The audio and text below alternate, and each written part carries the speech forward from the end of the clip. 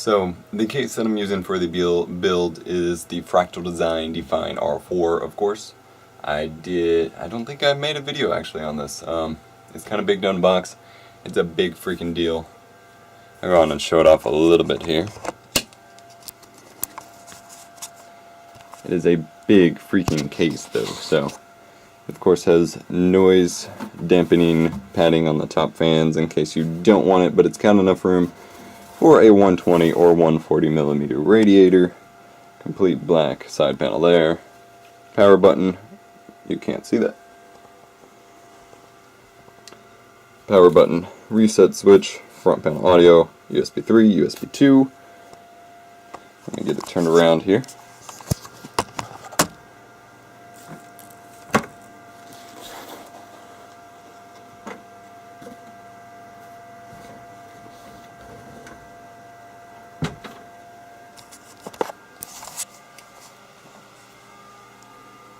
There is a 120 or 140 millimeter fan on the side here with noise dampening coverage as well. The front panel, very nice, and just opens up. Another spot for a radiator or two 5.5 inch, 5.5 inch bays. 140 millimeter fan on the back. 7 PCIe slots, as well as that adjustable one on the side. Power supply mounted at the bottom. Interface I/O shield goes there.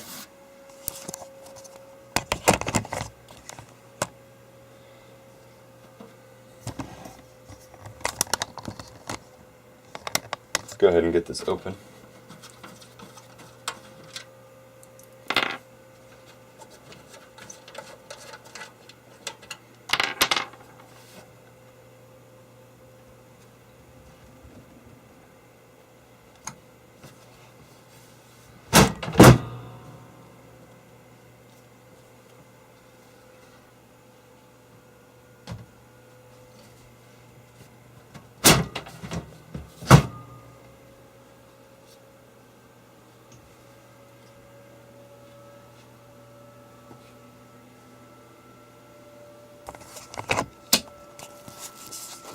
And then in the bottom here we do have room for two more 120 or 140 millimeter fans.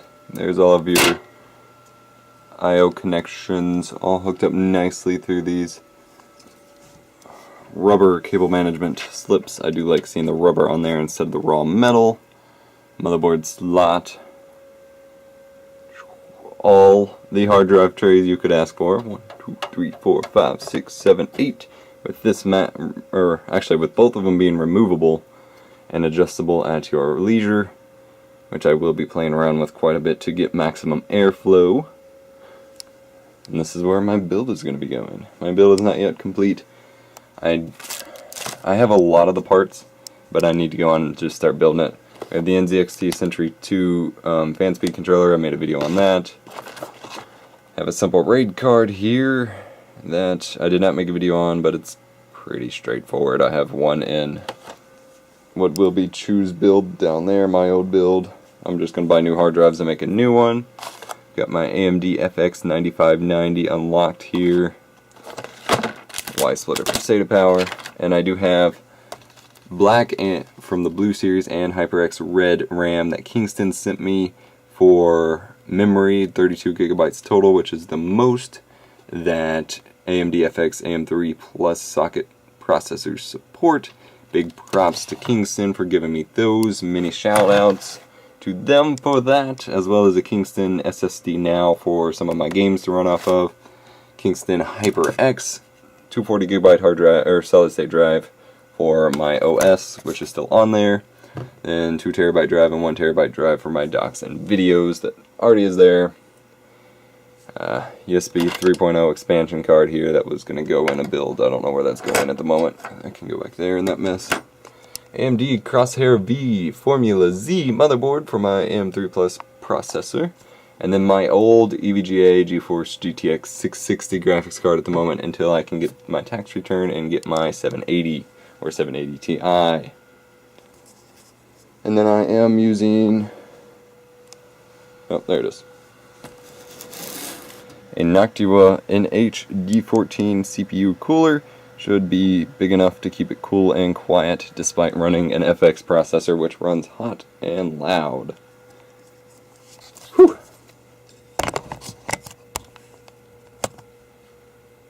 Alright, one quick test will be to make sure that the cooler will fit in the case.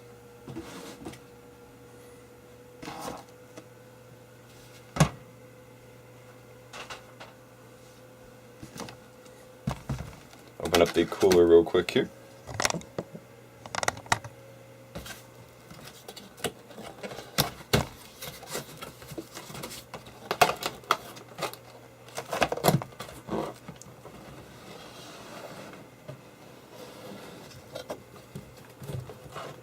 This being one giant ass cooler.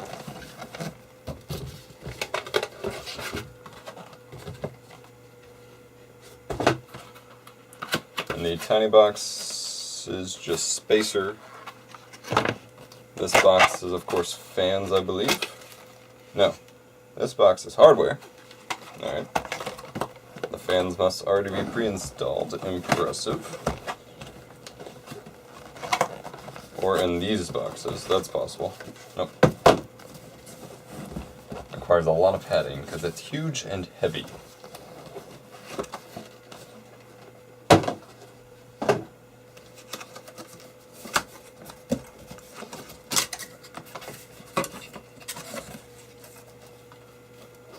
And we have the cooler itself here, which I should probably not set on that end.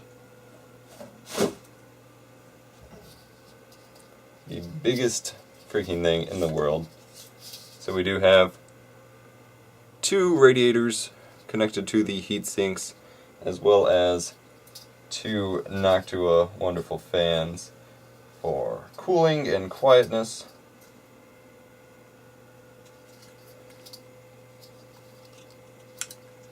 The fans run this way, that way, so I should be pointing it this way out the exhaust of the case.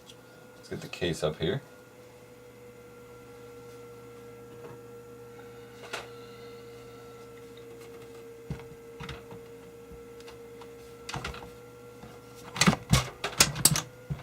Whoops.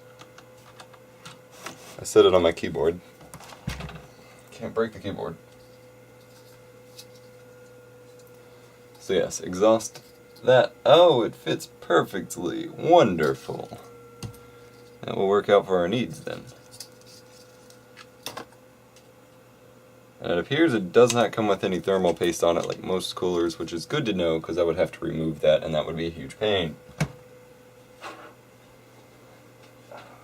Set the case back over here, see what Chu has to say.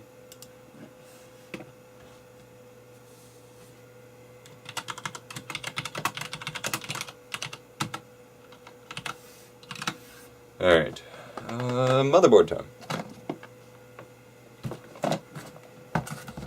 This is when I start putting on my handy dandy static preventative strap.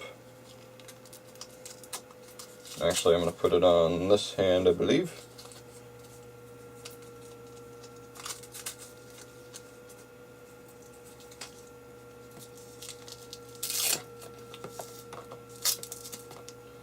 And I can wire it up to my microphone stand arm here, and we are good to go. Whee! Alright. AMD Crosshair V Formula Z motherboard, Windows 8.1 ready, unlocked FX Series 9 series chipset, NVIDIA SLI and Crossfire X supported, Supreme Sound, which I am really excited for. Supreme Sound, Extreme NG Digi 2, optimized power efficiency with premium components and intelligent digital design. Game First 2 for the network, comes with some software. Let's get it on out of here. On the back, same stuff. Multi-GPU technology support.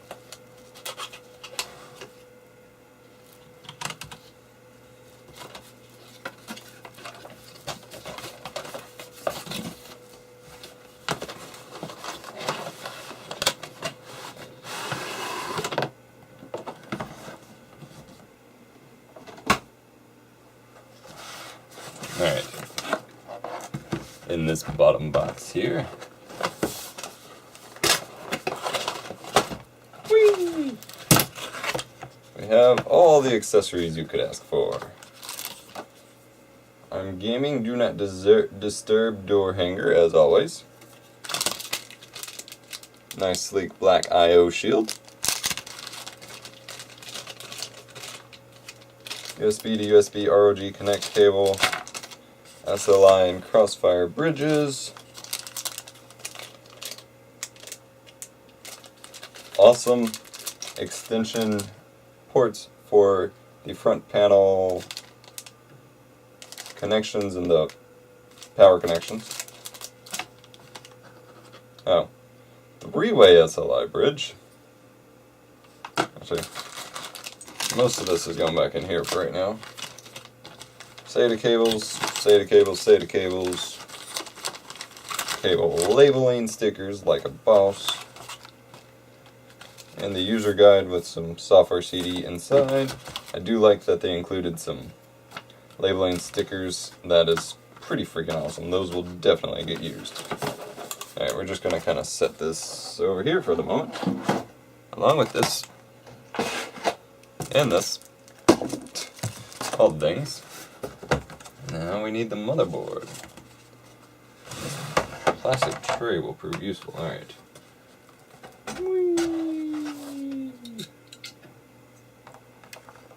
There we go. Well, okay. The motherboard itself is quite beautiful. I will add with the red and black, which I think the red and black of the Kingston HyperX memory will actually look quite well with this product. The Noctua beige and brown will not, but that's okay because nobody's going to see my build anyway.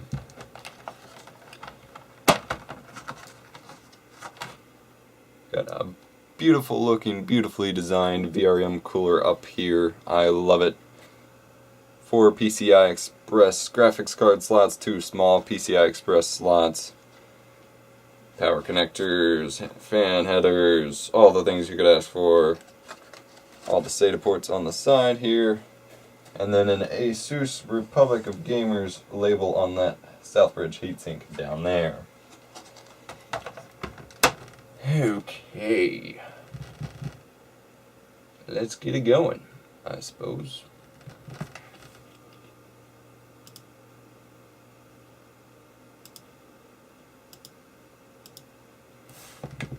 Alright.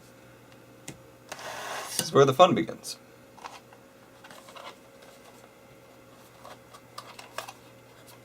Whoops. My AMD FX 9590 processor. Doesn't even come with any sort of heatsink because a stock heatsink would not be good enough just by default. So that's good to know. Alright.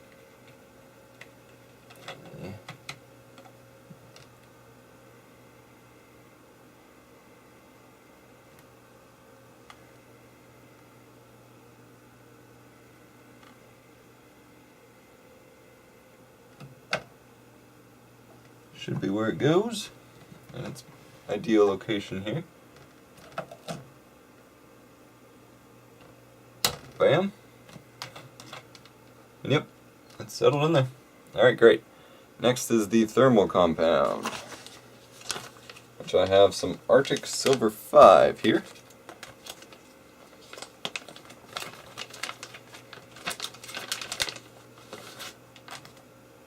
Which we won't worry about just yet. So we take another look at this cooler, pull off the plastic, make sure that's all cleaned up, and then pull out the fan cables here. They're just all bundled in there in the wrong places. There we go. There we go. Then we got to take a look at how this goes in there. It looks like just a couple screws, but how we mount it will be very, very important to whether or not we mount it.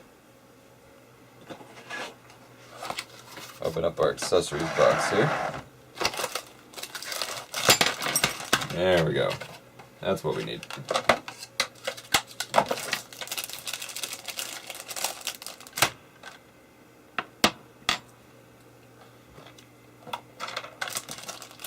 Oh. And it did come with its own thermal compound, just not pre-applied. Alright, let's take a look here. We are using AM3 Plus, so that's what we're gonna need to look for. That's Intel, so we are AMD. We are gonna need the mounting bars, actually.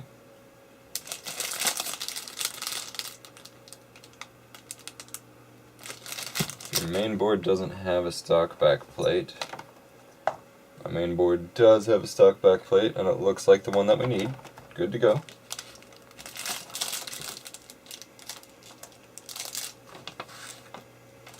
AMD set. We even have separate sets of accessories.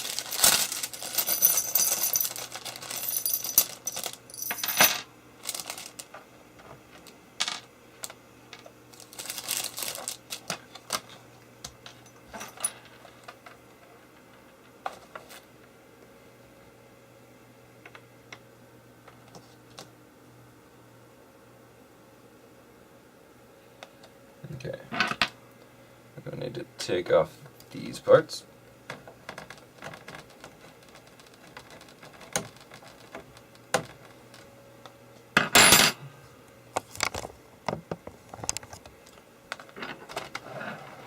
I need to take off the actual mounting portion that the motherboard gave us.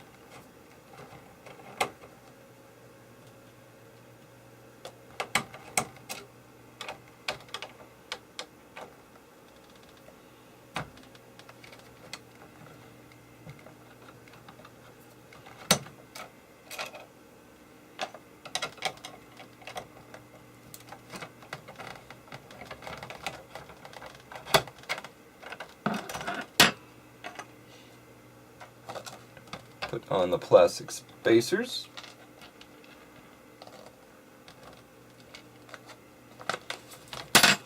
And screw on these things. I was looking at it wrong real quick. There we go. The curved side pointed inwards. Not too bad. Using the long screws.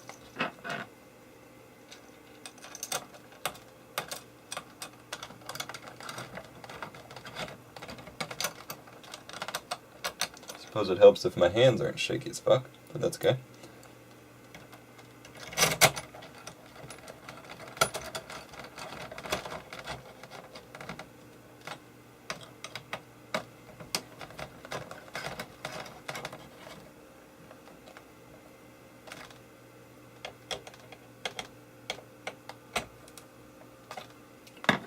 One down.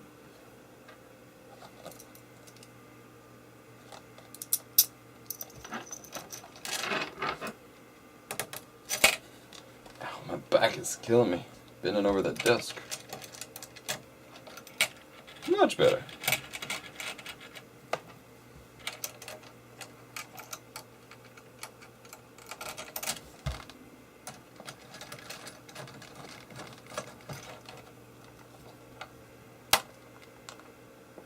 Tied that a little too tight there, my bad. Don't want to hurt anything.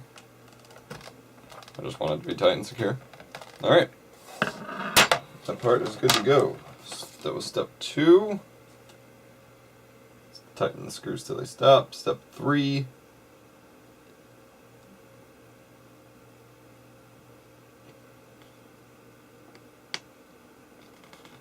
Put a small dot of thermal paste on there and screw on the heatsink. So, our Arctic Silver 5 here, they now have like 7.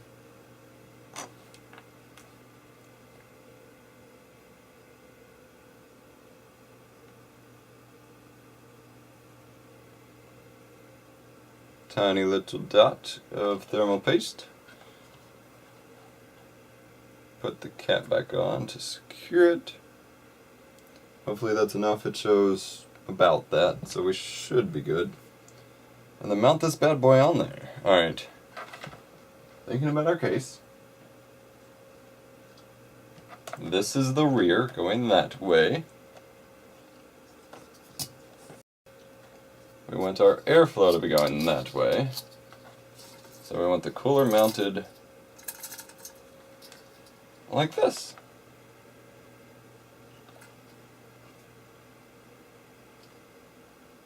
Now see, they never tell you to actually take off the fan before doing this. How do you take off? Ah, very clever. The fan is clipped in there pretty nicely. I like it.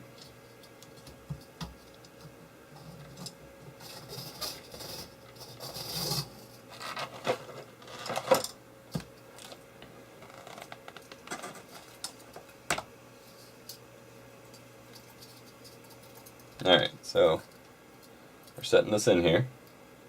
Yeah? Yeah. And we're gonna be okay.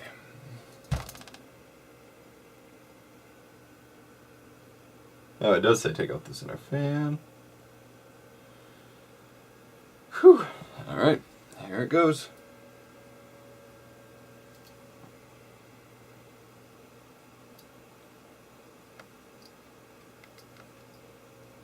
It is on the processor.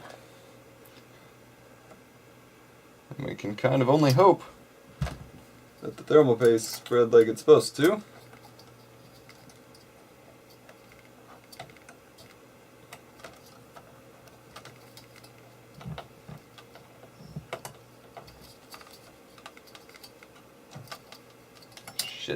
Shit. Come on.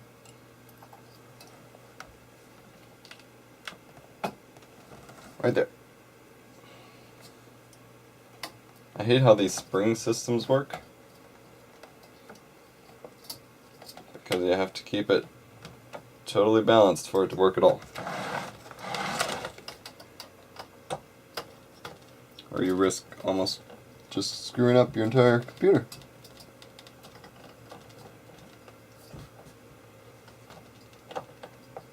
As I actually have done with an older cooler that was like this.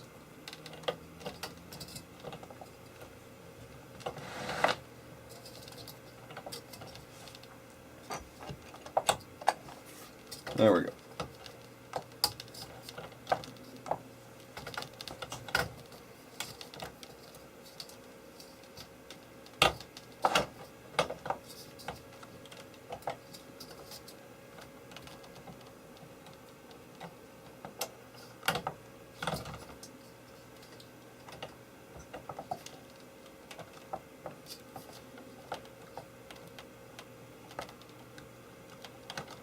There we go. It's now on both sides. Again, we can really only hope that that stayed and that will be reliable.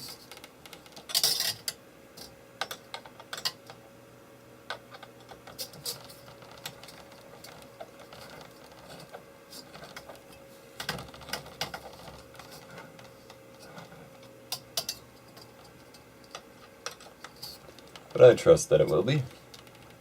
Don't you?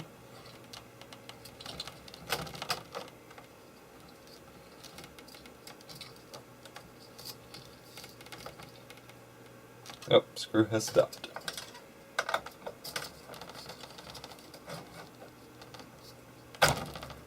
And screw has stopped. Bam. Bam. And it's done. We just gotta put the fan back on.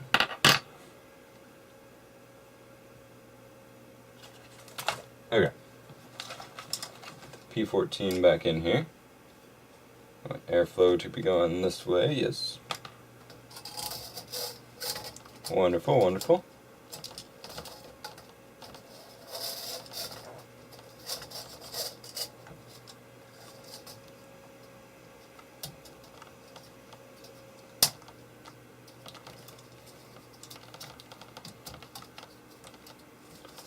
And we are good. Whew. Now, stupid moment, I didn't install the memory. And that's going to be a problem, but we will make it work, because that's what I do. I did this in my previous build too. You'd think I would learn. But no, not me. So in the red channel we're putting the HyperX red memory. In the black we are putting the HyperX blue black memory. Again, super props to Kingston for providing this for me. Go check out their products, as my pre-roll on the beginning of the video says.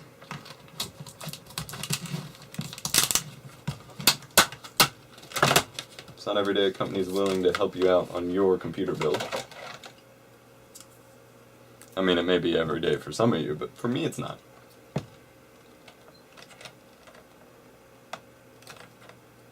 Well, these are interesting. Alright.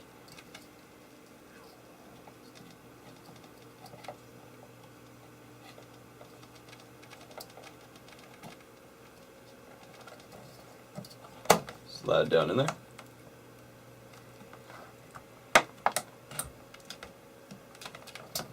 Bam.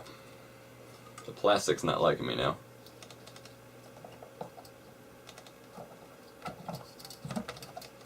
Next, the red.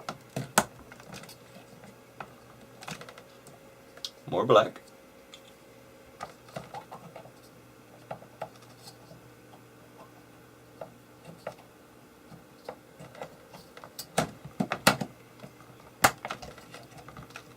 And the last of the red.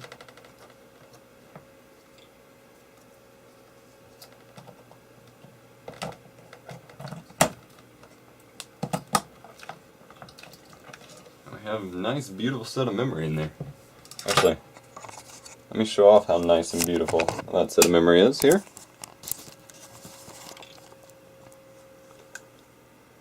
Beautiful. Red, black, red, black, red. And our fan should just fit over top of that.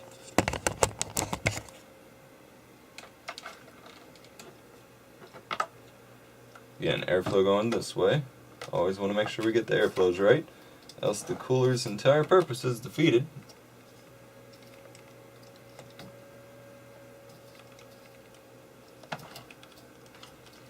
And the fan fits, like I said, just back over it. Cool. Whew, that is the hard part of the motherboard down. Graphics card's going to go here, RAID card, maybe the USB card if I want it, though I have plenty of USB slots on the back here. Okay. That went a little bit easier than I expected. Now they do include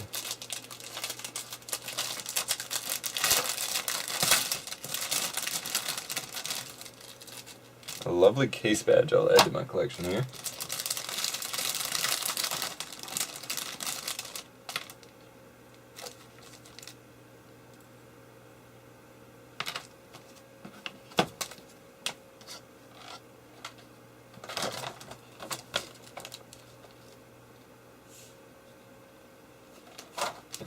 Okay, sorry.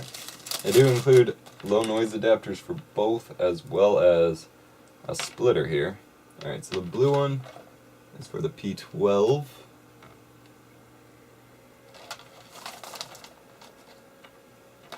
And the black one's for the P14.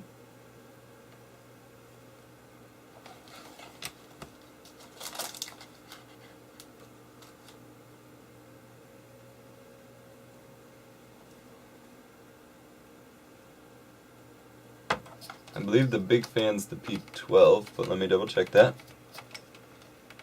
It is P12, yes. Perfect.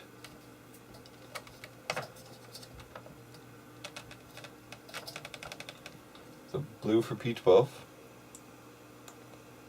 Bam. And black for P14. Cool, cool. And then I can put both of them in the Y splitter cable if that's what I want.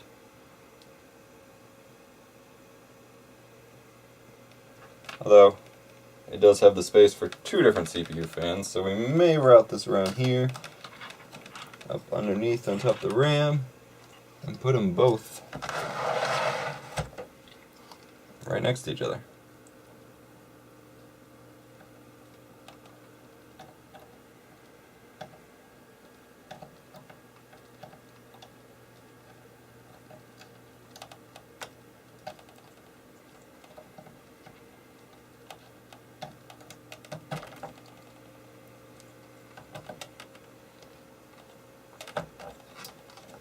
And I'll worry about cable management in a little bit. Okay. I guess now we put it in the case. We got four main drives to worry about for right now. So we'll also need to worry about the SATA cable. Actually, I'll use the SATA cables that came with it, of course. And then we'll want to install the RAID card as well. Alright. Let's make room here for the case.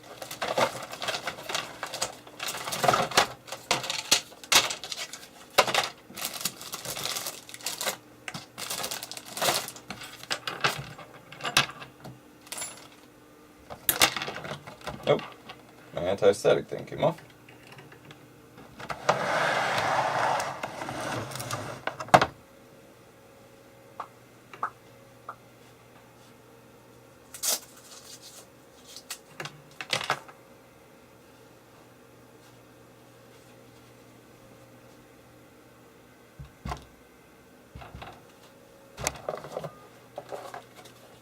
In the case, we have a nice box of the accessories.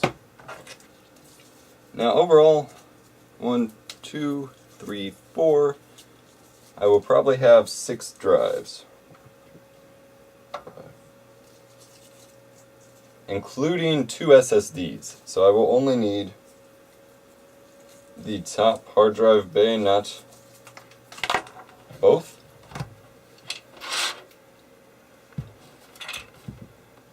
So I can actually open up some space here for cooling.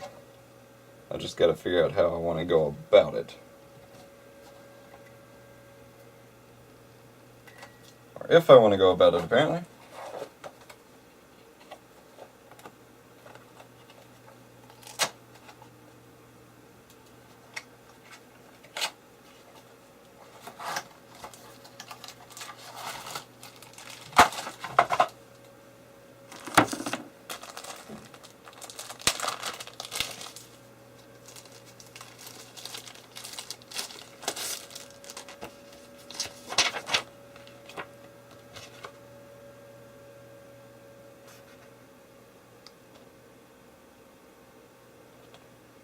Yes, the case has room for 2 solid-state drives to be mounted behind the motherboard, so that'll work great.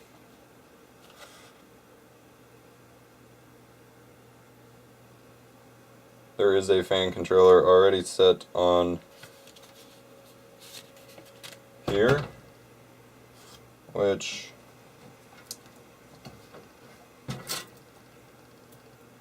I may or may not make use of.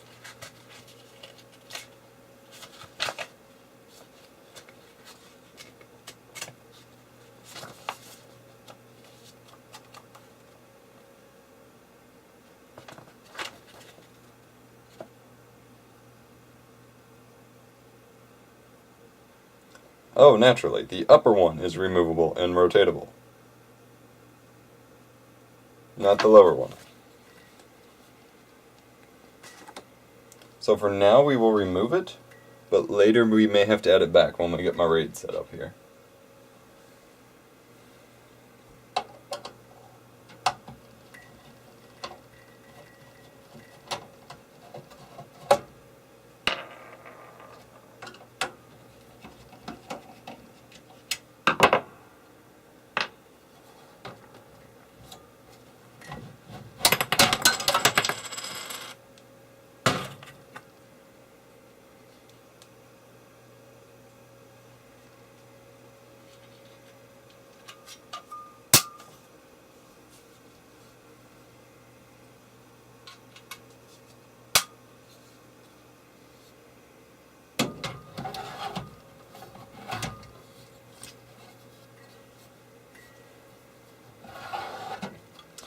I'm not sure I would benefit from the rotated position, so we do have the raw cage just kind of sitting about at the moment.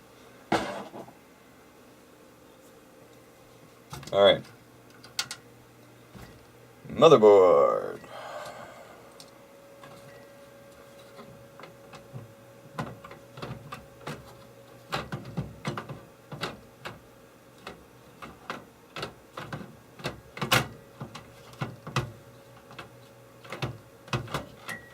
Wow, the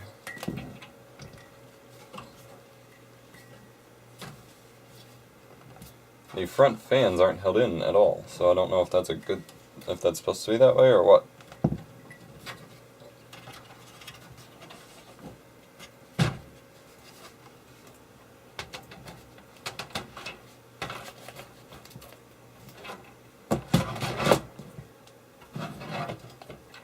Yeah, this totally just fell out.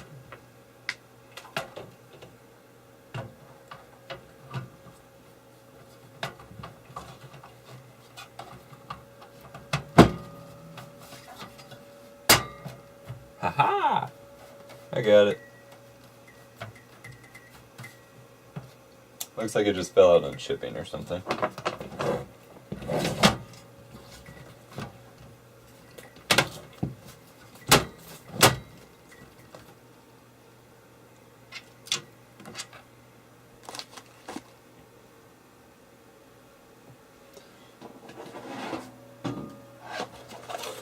Let's get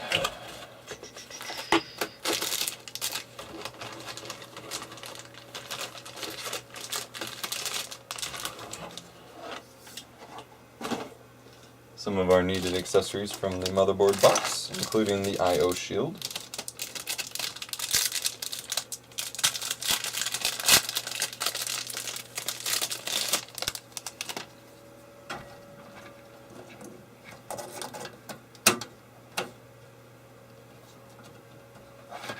Pop that in here.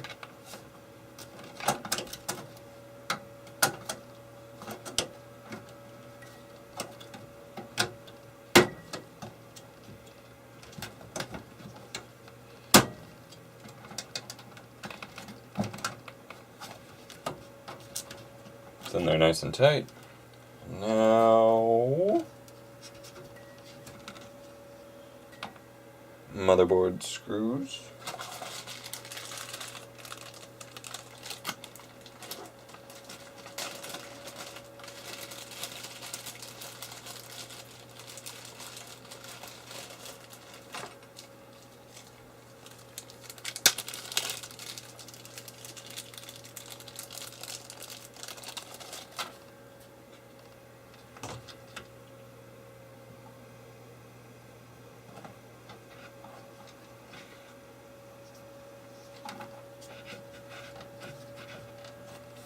Gotta get the little spacers in there, of course. Those tear the crap out of my fingers. Although that would be why they included a lovely cap to install them with. I love it. It's this tiny little black thing that you put on them that you screwed on. So you get premium stuff when you order premium products. Too bad they cost a lot of money.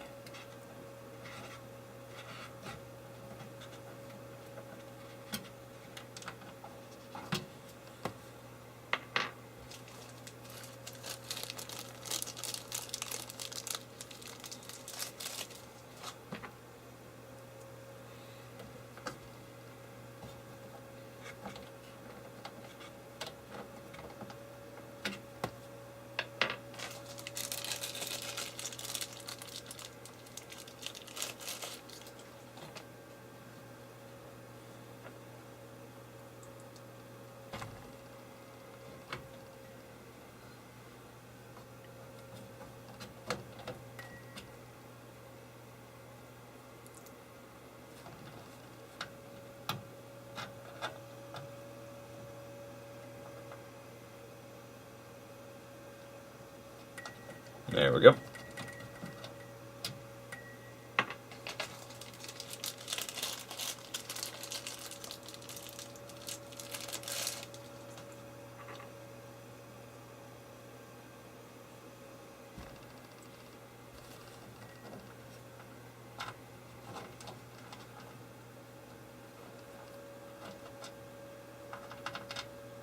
Oh, wrong hole. What? Alright.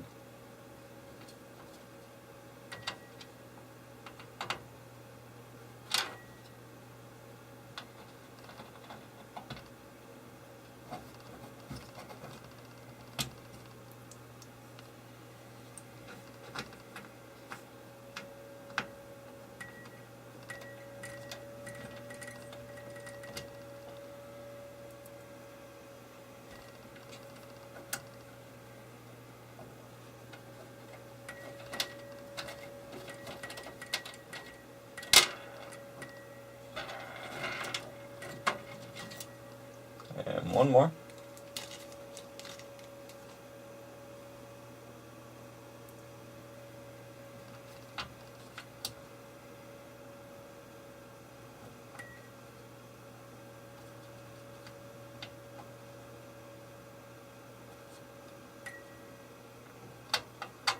The hole does not want to cooperate with the spacer at all.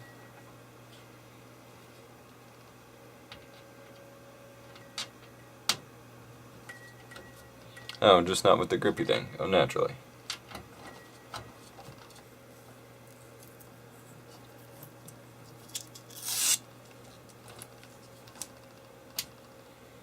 Okay, now let's take a look at the SSD mounting before we get too far.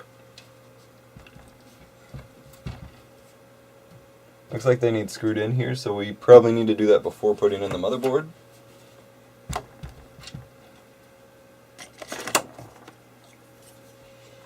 Unscrew this one off its mounting bracket here.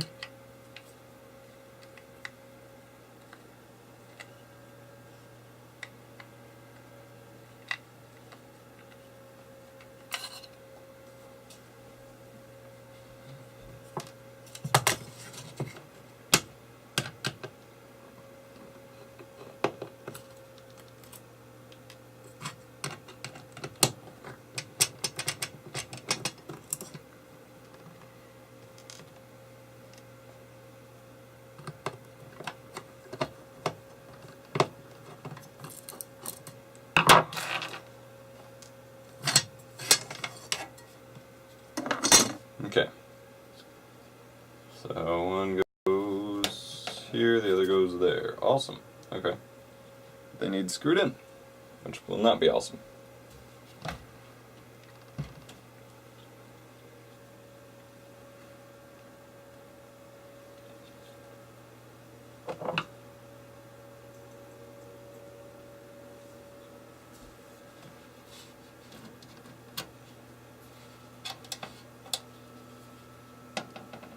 Nope. I think I got it. Two-handed teamwork.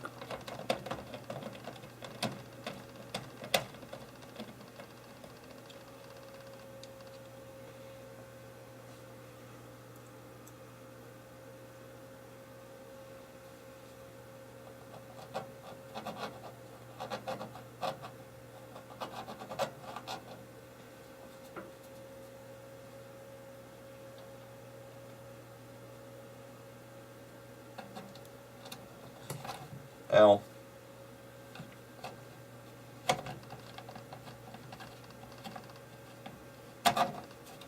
Cool, cool. Not too bad after all, not too bad after all.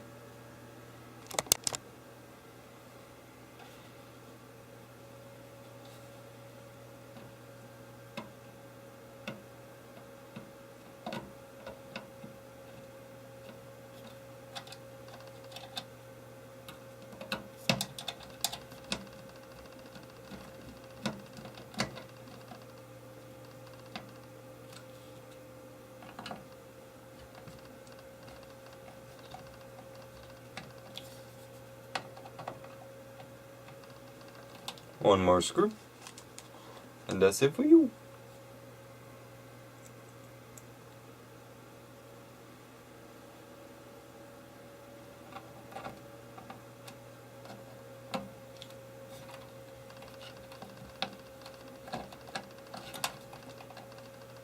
Alright, SSD one down.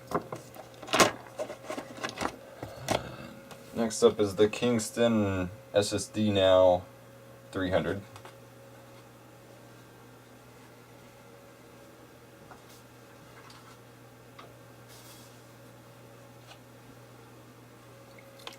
I will say that I do not see a recycling logo on their plastic, which disappoints me. I'd like to see recyclable plastics used whenever plastics need to be used.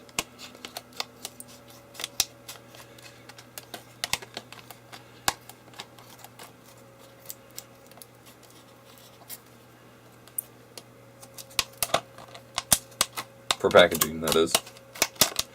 Not for the drive itself, of course.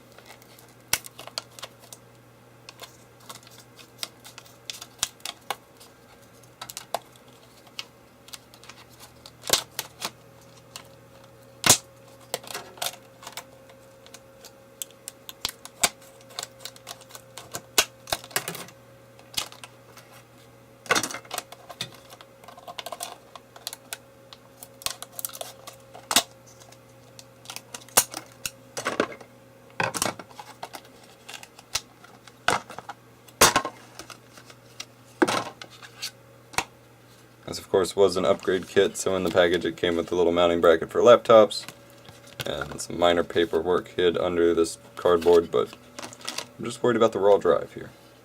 I do need screws, though. That would be useful.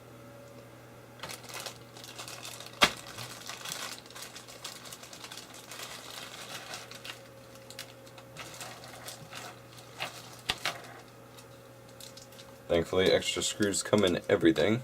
Apparently it came with black screws. That would have been very much better looking, but since they're hidden behind the motherboard anyway, I don't think that I really care a single bit. Should have done the bottom one first.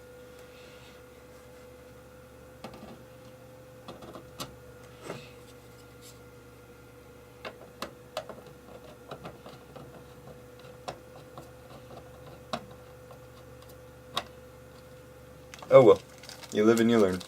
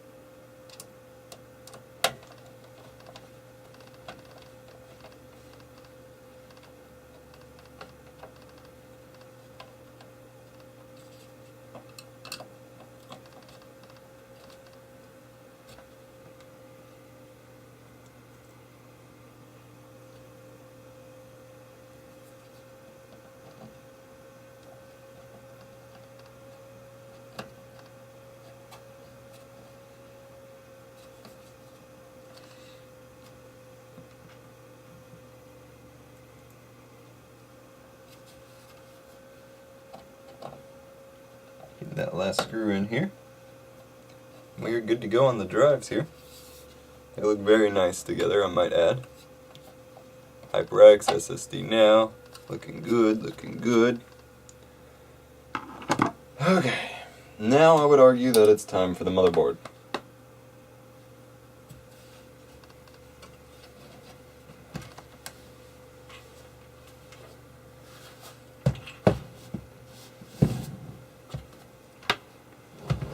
And of course I'm not going to argue against my own argument. That would be dumb.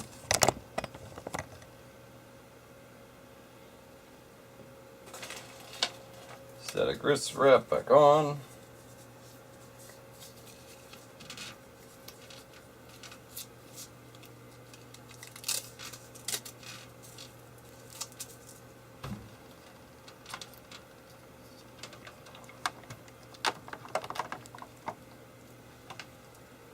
This thing is heavy now, which I like, of course.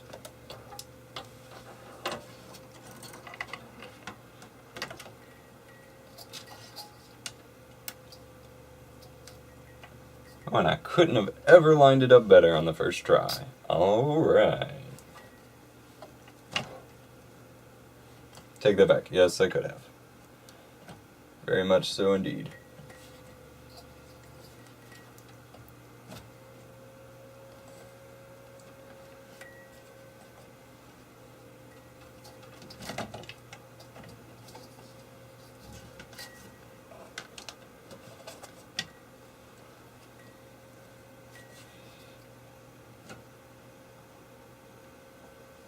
Okay.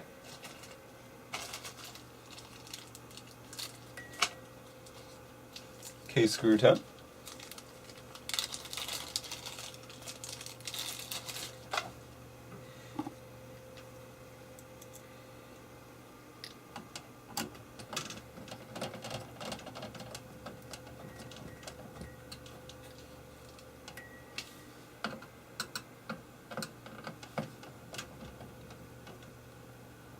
Almost didn't feel like it was going in there for a minute, but we were good.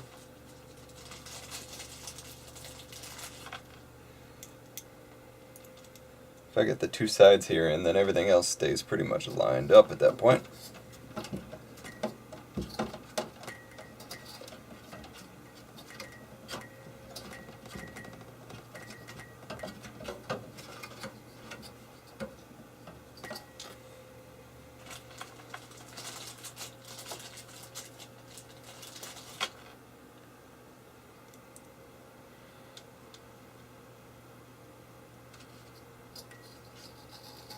tricky, tricky.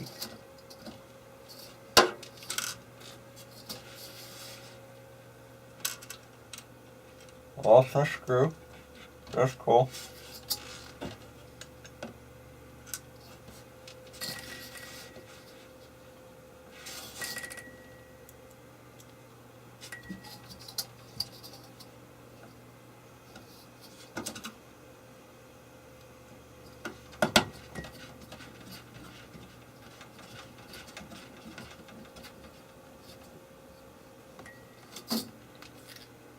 Put one down here now. Got one at the top, got the two sides, and we got the bottom corner. Just to make sure it stays even and secure. And I will, even with this CPU cooler, I would have room for a 140mm radiator up here. It might cause trouble with the 5 1/4 inch drive, or 5.5 inch drive. But I would have room up there if I wanted to. So I may be considering custom cooling options for my graphics card along those lines.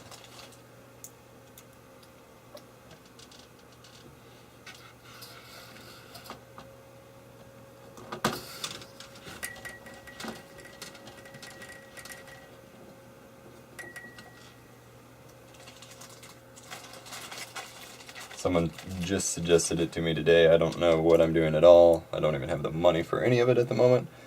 But it is an idea I'm considering.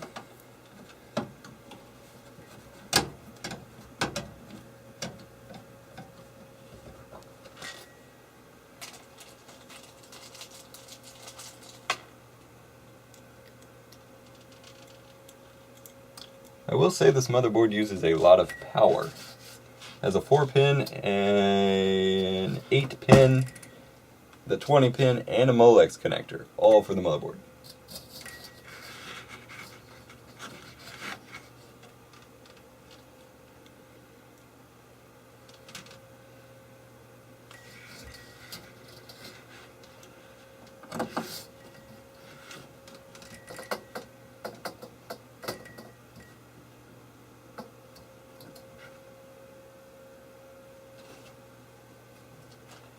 To be expected with how much of a kick-ass motherboard this is going to be, but still.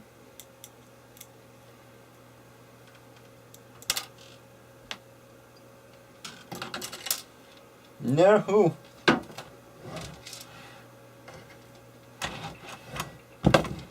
Screw fell behind the motherboard.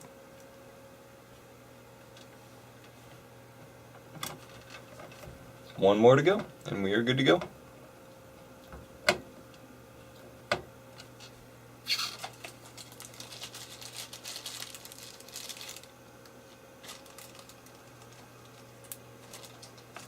I'm probably going to get 3 Noctua 140mm fans to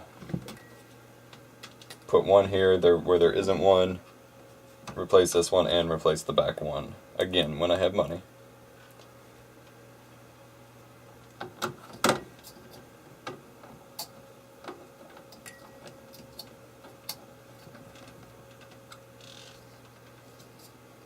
Perfect.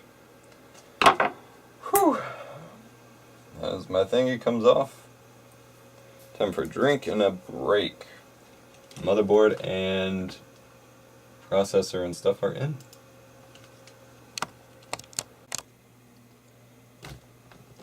So next up will be to install the power supply. I am using the Corsair RM750 Gold Plus rated 750 watt power supply with Corsair link ready. Ultra quiet because I'm going for an ultra quiet build. And it's in a big old box. So let's go and get it open. Again, back killing me, so I'm going to get it down here.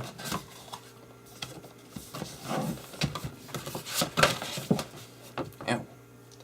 I'm hoping the power supply isn't as big as this box is suggesting, because I don't know that I want to give up all the room that it may require.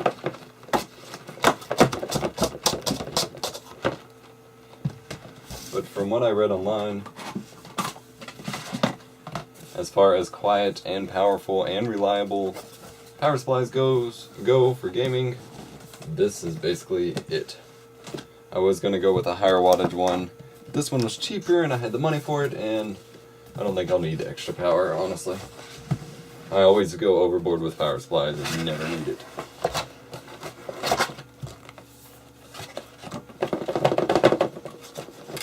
Wow.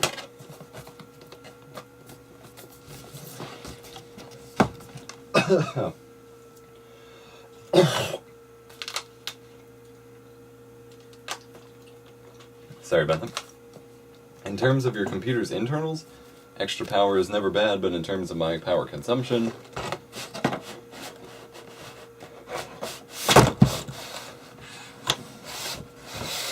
it can be a waste if it's not necessary.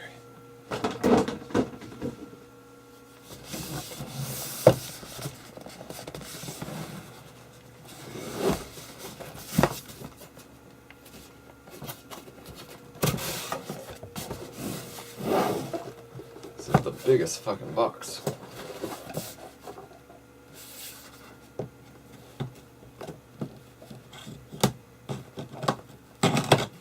Bam. Okay.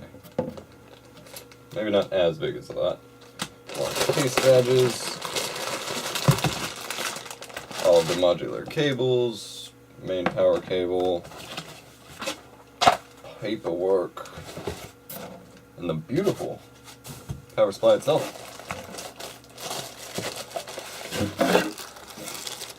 Which I am pleased to say has no cables attached. No strings attached. So this is it. It's got lovely grille on this side, all black and yellow design. Silent operation at low to moderate lows. The fan will not spin in those modes. And then all of the modular connections, and this thing is heavy as fuck. Hot damn. It smells funny too, but that's okay. Alright, let's get rid of this plastic. And the sticker. Alright, so this is actually going to be very easy to install since it doesn't have many cables. It's going to be the beautiful part about it. Set that over there. Frame rate dropped for a second. Sorry about that. There we go.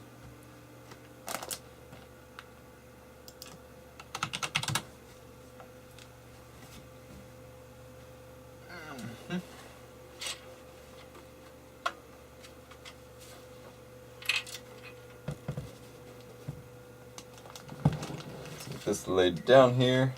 And actually, let's go ahead and set up the front panel connections.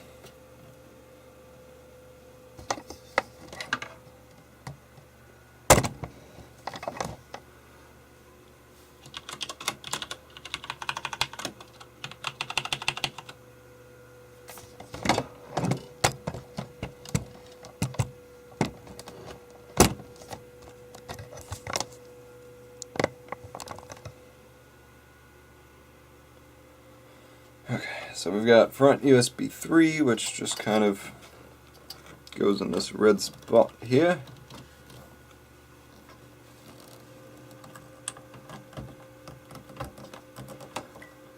Bam. We have all the power connections, which thankfully they gave us an adapter for. Somewhere.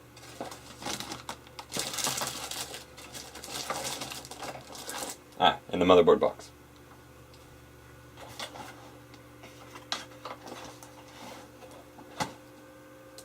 Nope, I pulled it out. Over here. Yeah.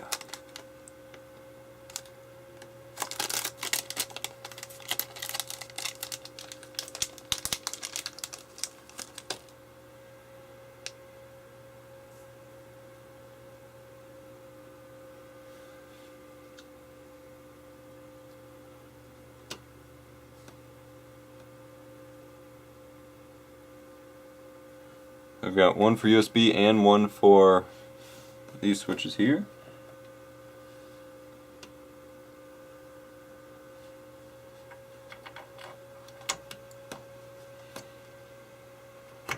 So basically I can just attach everything to this adapter and be pretty much good to go. Sorta.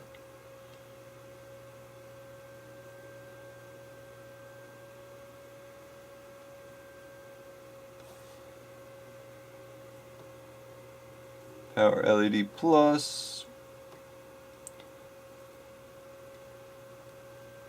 Power LED minus.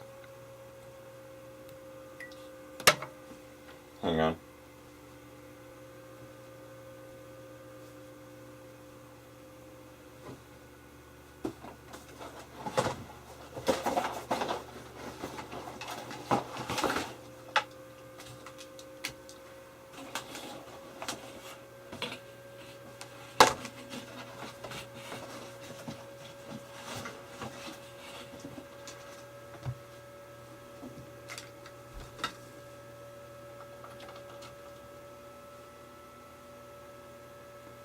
The camera needs to be plugged in here.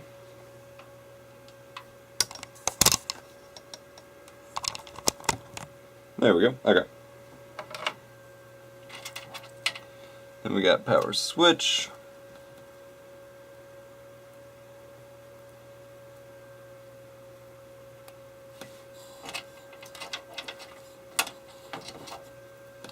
And the reset switch.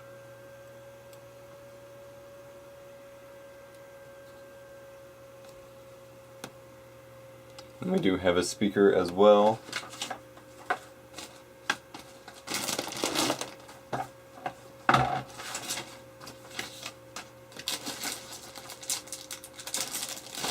Which interestingly did not come with anything.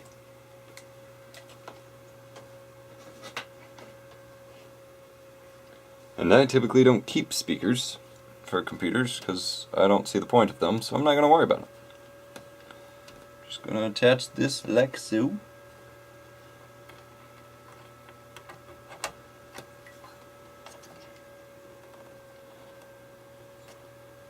And that may not be its intended purpose, but attaching them to the adapter and then putting them in makes my life infinitely easier.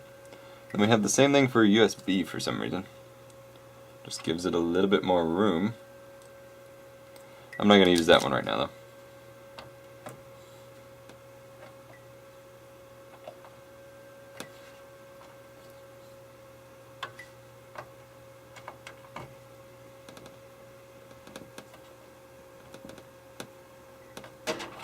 We have HD audio.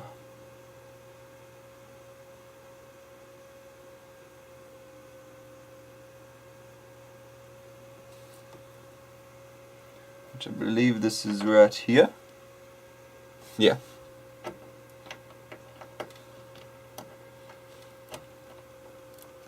And surprisingly, all these cords inside the motherboard are actually like perfectly sized. Okay. Done breaking my back for a minute. Now the power supply, which will go in the back here.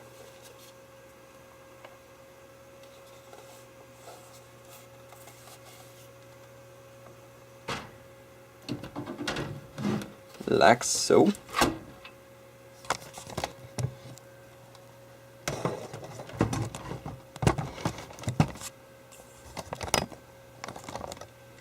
Bam. And then that just simply gets screwed in pretty easily.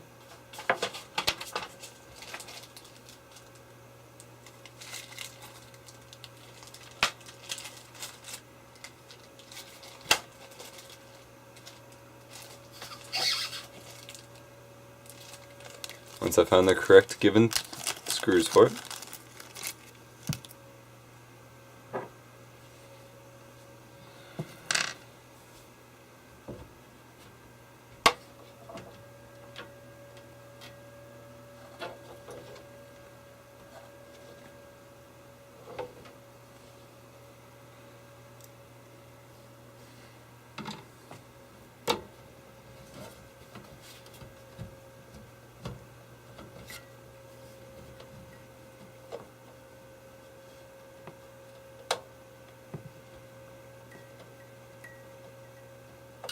Bam.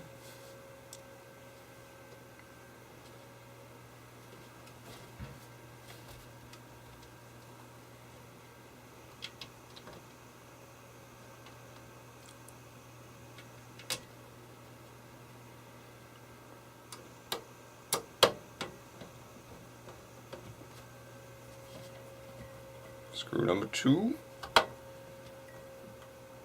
Secure. Screw number 3.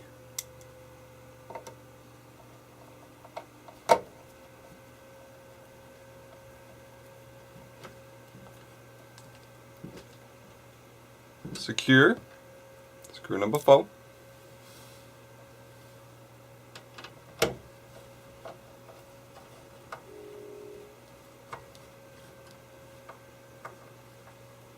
Secure.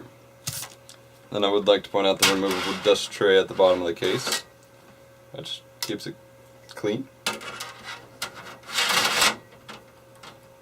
Alright. We are doing good so far. Now we'll want to cable manage up all of the front panel connectors, but I'm not sure how exactly I want to go about it just yet. I do want them pulled slightly out of the way, and then we'll worry about power next.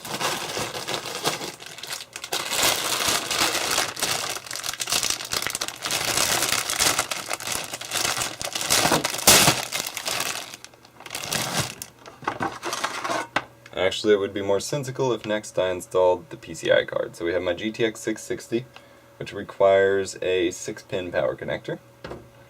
And the rest don't really require power connectors, but they should still be installed.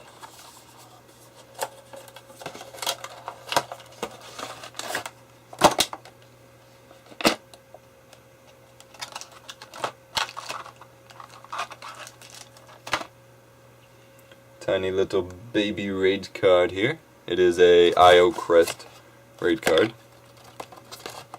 Pretty straightforward to install.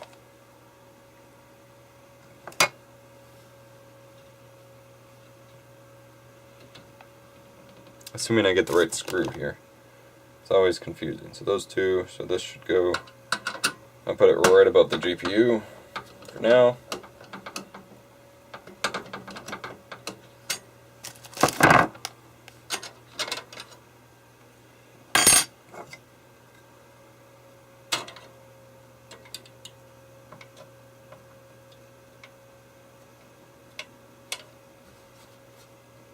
Because at the moment, I don't even have the drives to go in the RAID yet.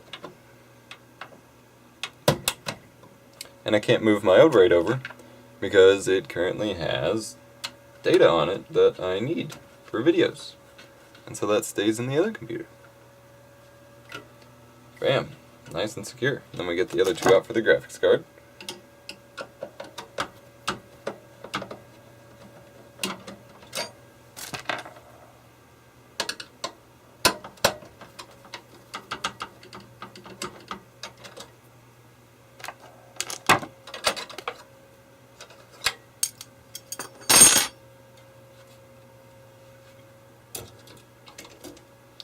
The 660 is one incredibly long graphics card though, like, it takes up a lot of space. And frankly, the 780 or 780 Ti that I end up with will be even worse. So I gotta get used to it, so I'm not complaining.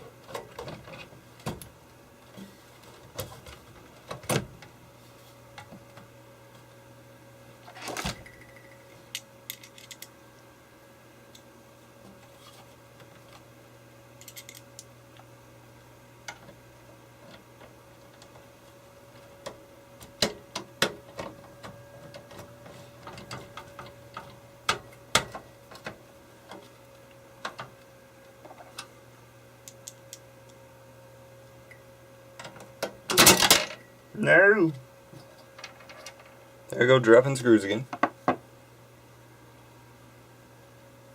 don't know how to get this one though.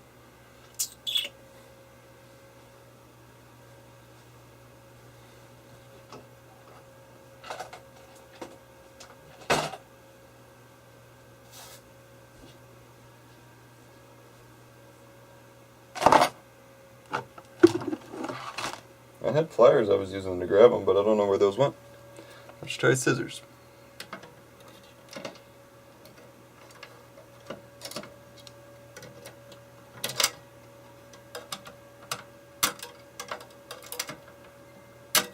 Yeah, scissors are not pliers. Not at all. And I should have totally been wearing this the whole time. I've still been grounded, so I'm fine, but to be safe, I will put my strap back on.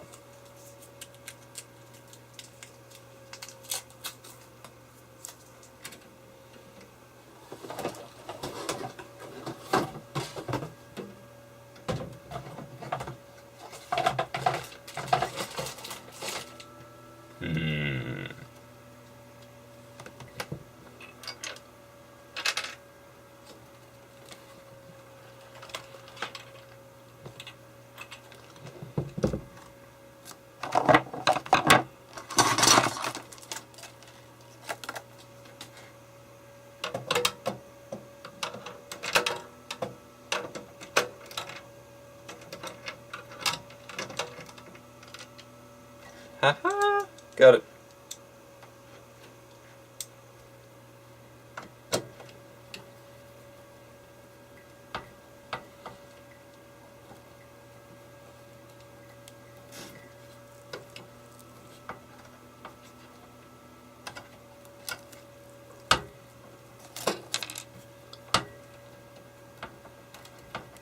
And GTX 660 is secure. Now we focus on power.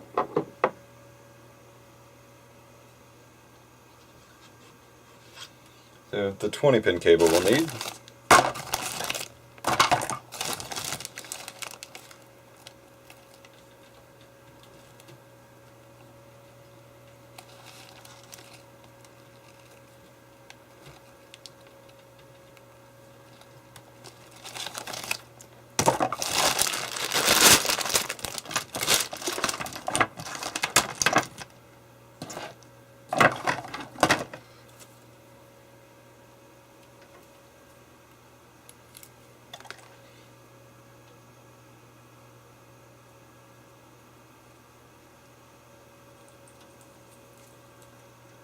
And we'll feed it in the bottom of the case here.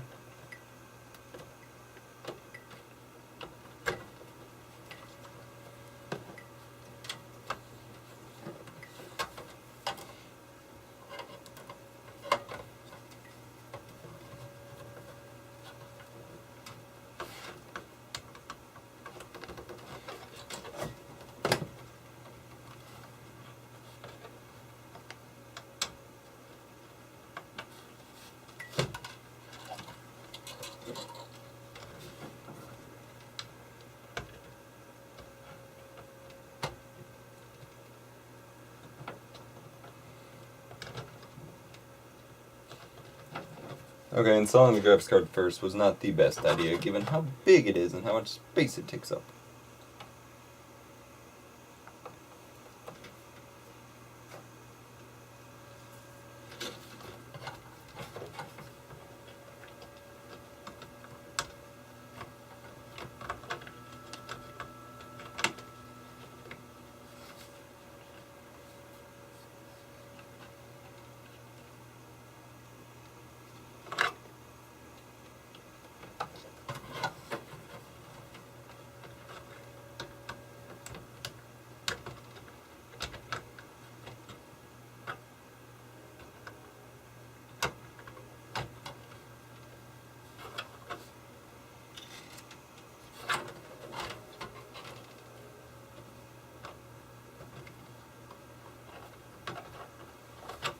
I don't have enough light coming in here.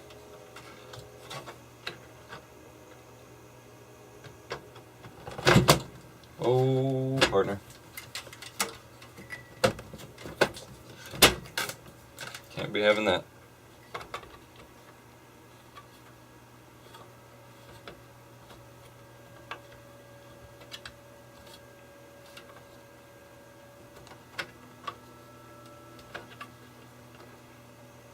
Okay. Graphics card's coming back up. This sucks.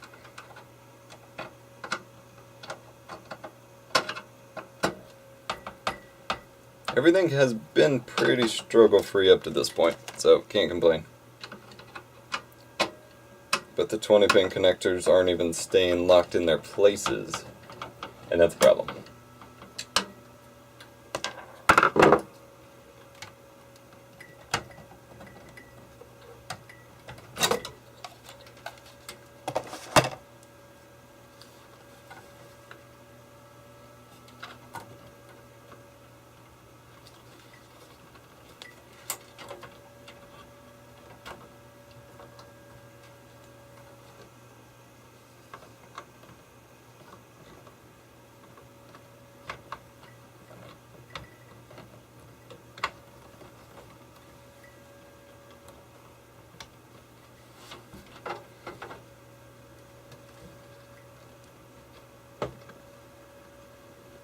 Okay.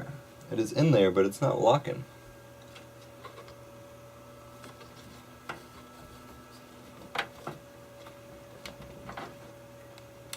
There we go. Now it is. Okay, great. Feed that back through the bottom like I was. Bam.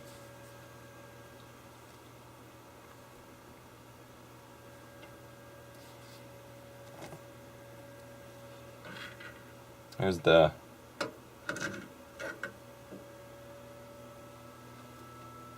what?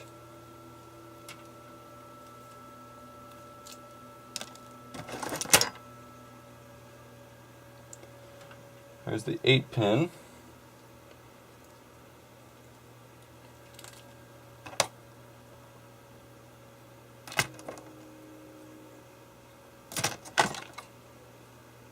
No. Here's the 8-pin for my CPU.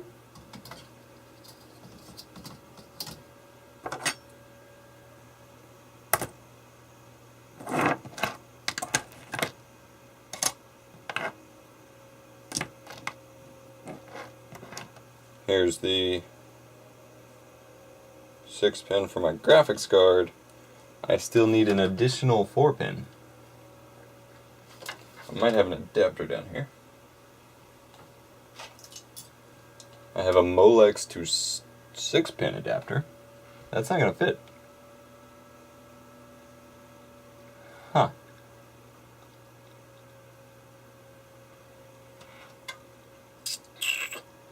No one told me about that. Alright, let me look at the book.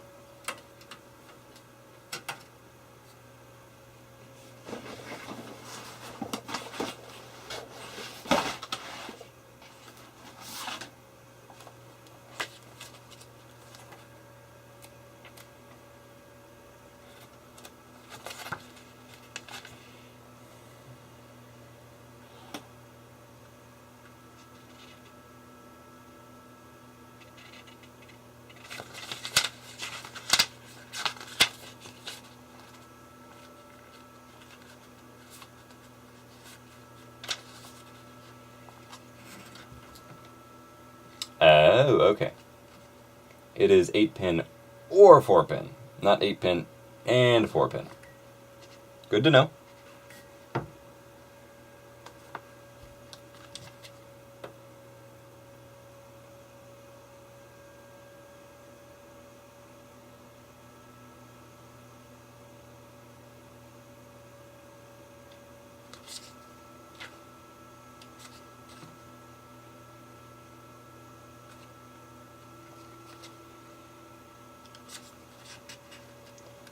Guess it helps if I read the book, read the motherfucking book.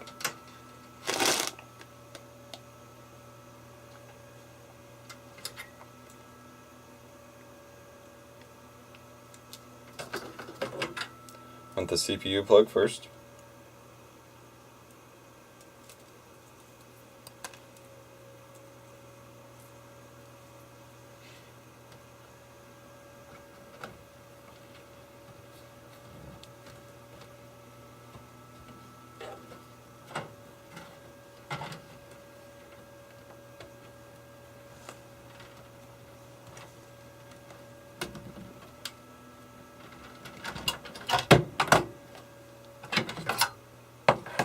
That's taken care of. Okay. And then we'll need a PCIe one as well.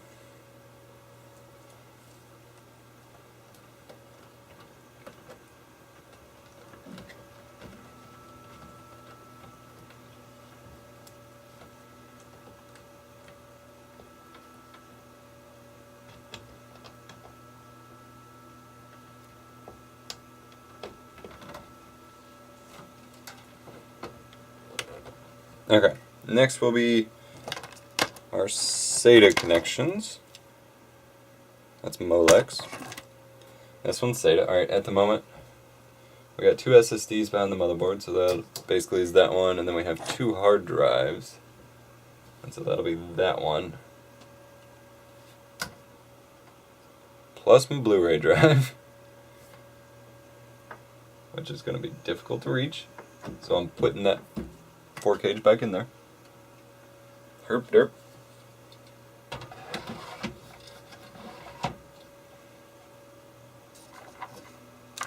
I'm a derp.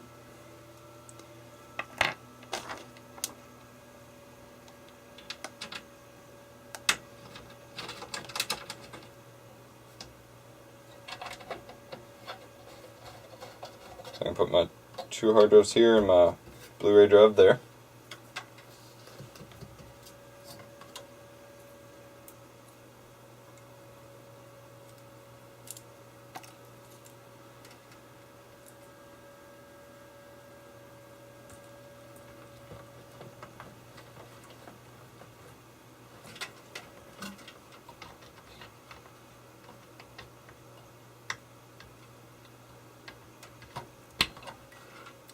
SATA 1 and SATA 2.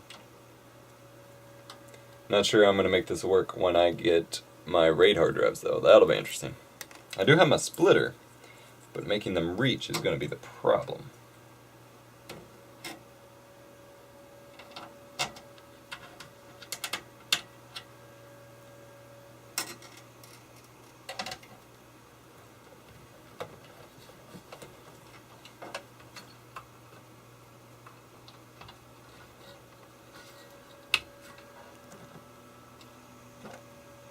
And I am going to need a single Molex to get over here to the power over there for some reason.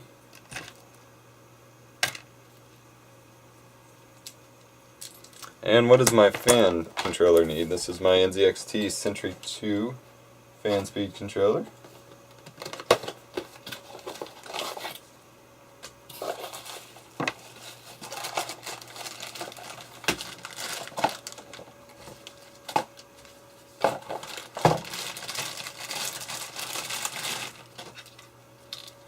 It will need Molex as well.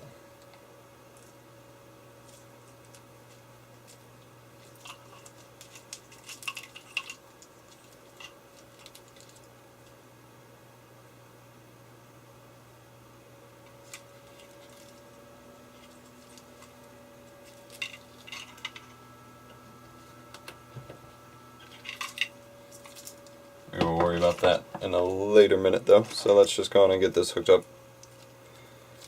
I don't get to worry about it right now.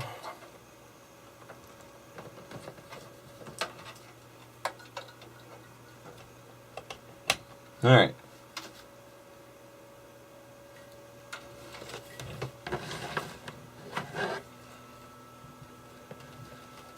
Set it up here.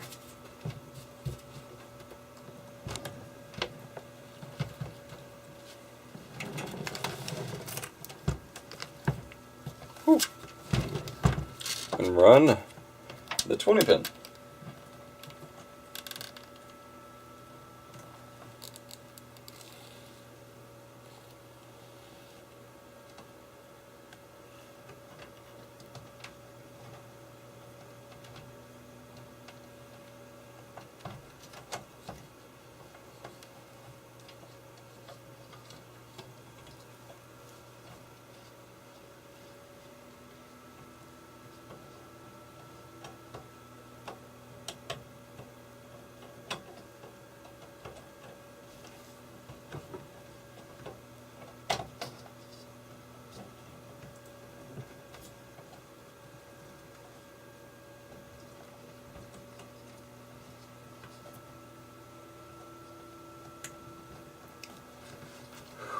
Twenty pin installed. I got a lot of extra slack for it though. Okay, next is SATA power for these 2 solid state drives. Actually, next is the CPU power up here. Gonna slide that in there.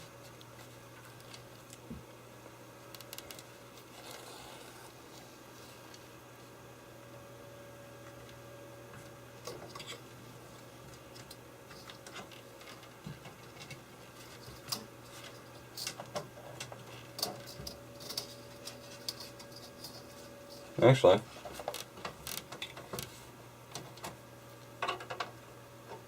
can go in all the way over on the other side here.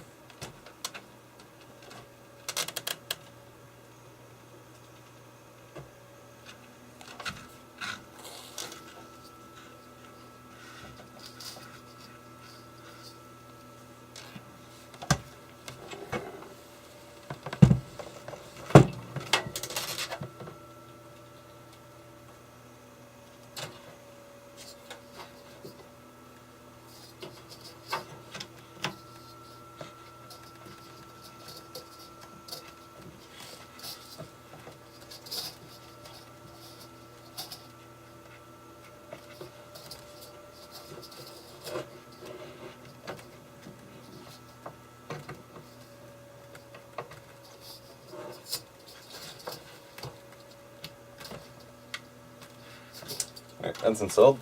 Back up.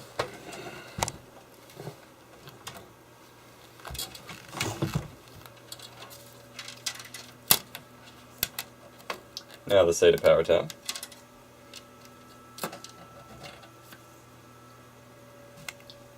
Whew.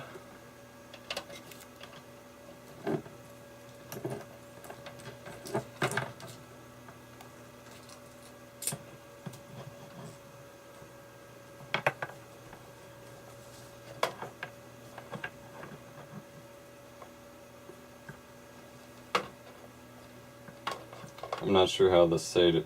Wow. I'm not sure how these SSDs are supposed to be mounted back here and actually have power. Power ain't gonna work like this. This ain't gonna fit.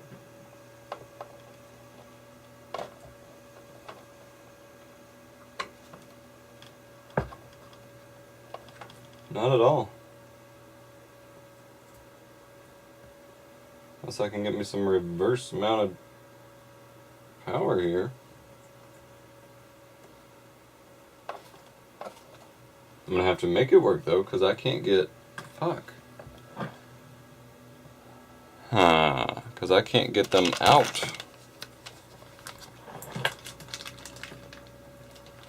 Without taking everything back out, which ain't happening.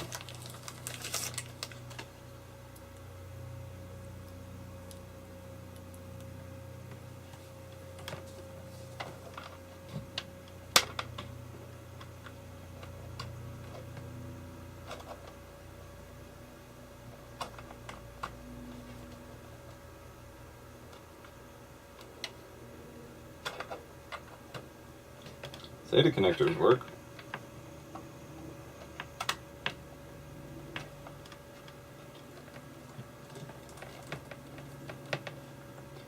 But power is going to be another story.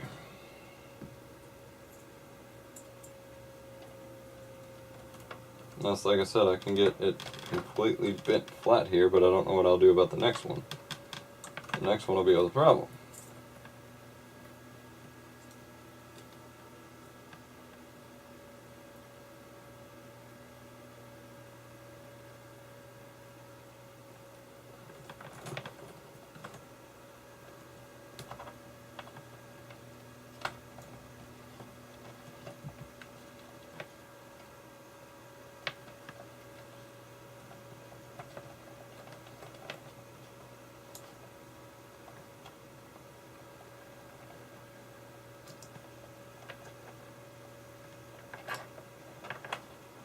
Yeah, it's literally not going to work without breaking the drives. Son of a fucking bitch.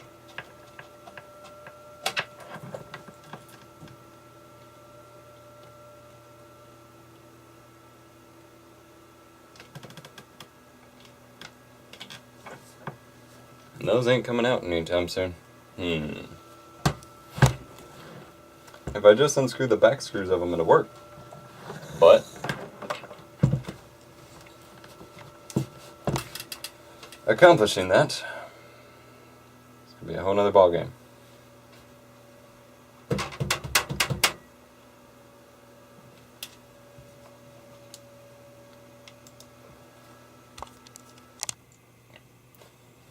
Alright, everything is hooked back up, and I got the solid state drives out.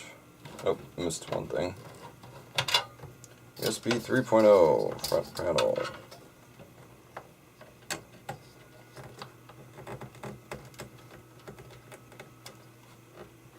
Okay.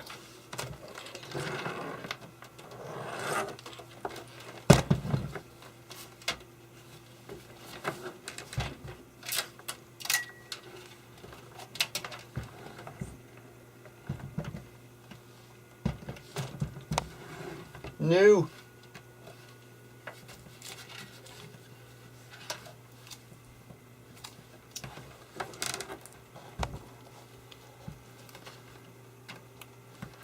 I just hit my monitor with the case. Does not appear to be damaged, thankfully.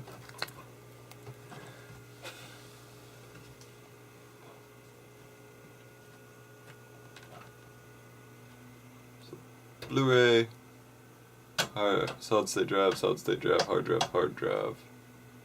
1, 2, 3, 4 total from this. Got 4 total here. If I can make, yeah, one's gonna have to go just dedicated to the Blu-ray through there.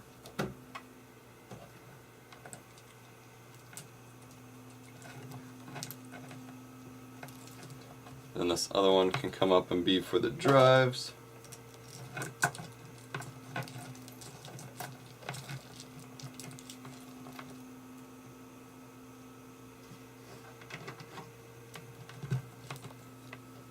To get it sorted here.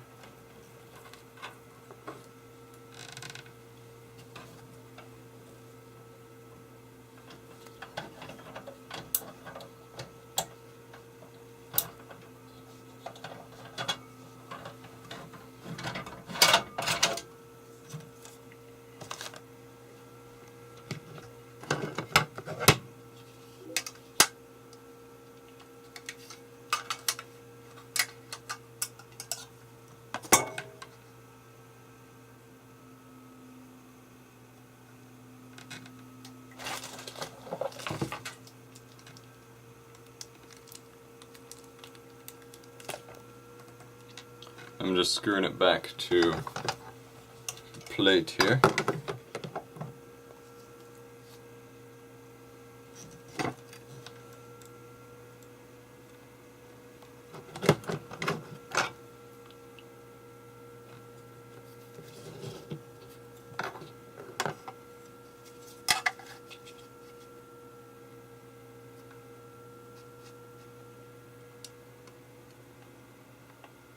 There we go.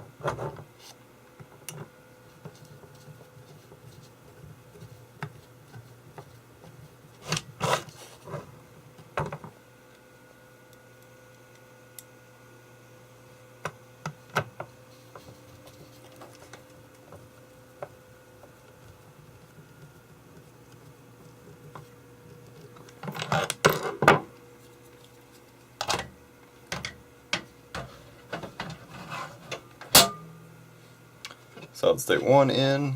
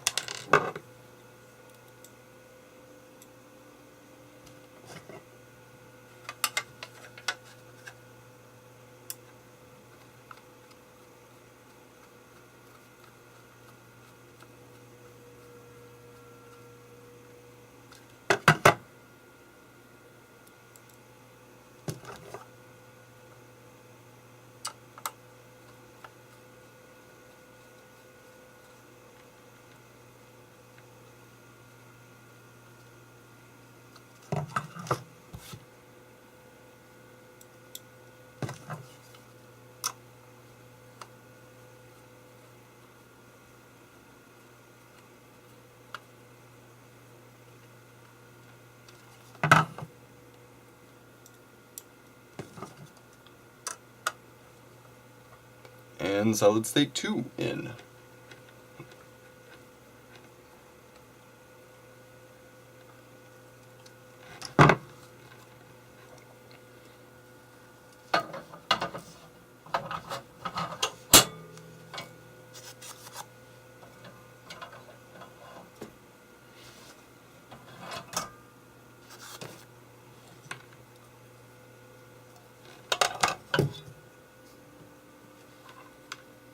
Next on to the hard drives, this being my 1 terabyte.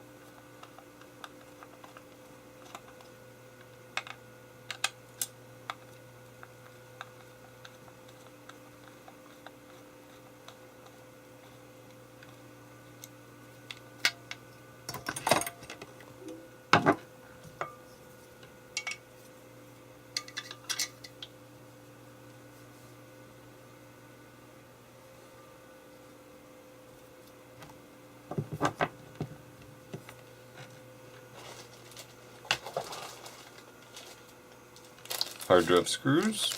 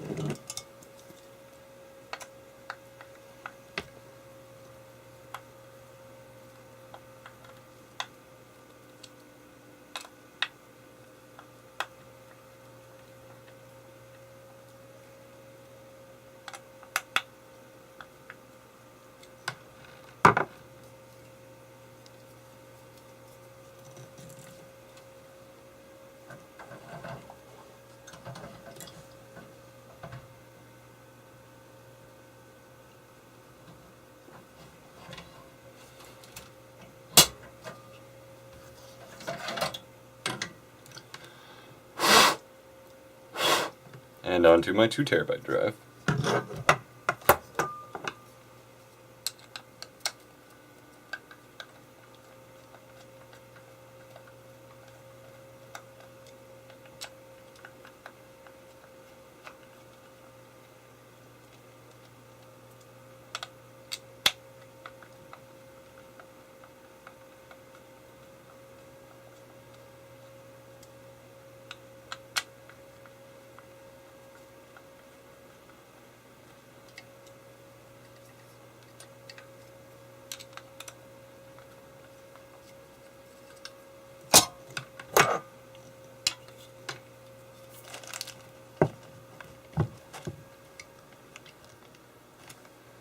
In theory, I could use the same brackets in the new case, but I want to keep new stuff with new stuff and use those brackets back in the old case when I set it up for chew.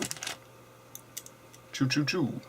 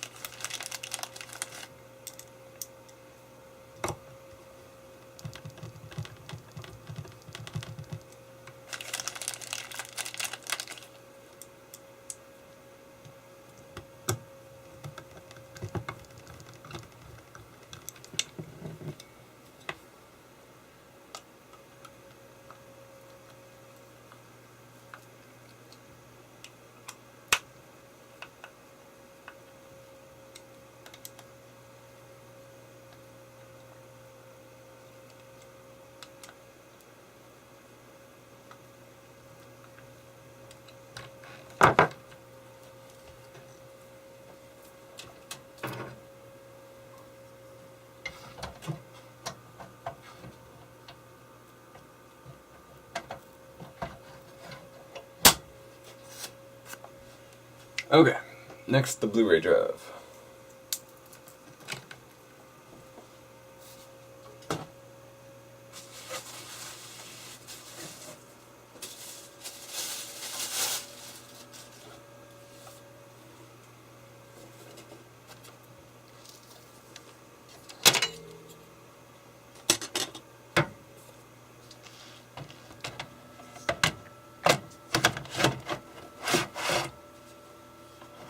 No, I want it in the bottom slot.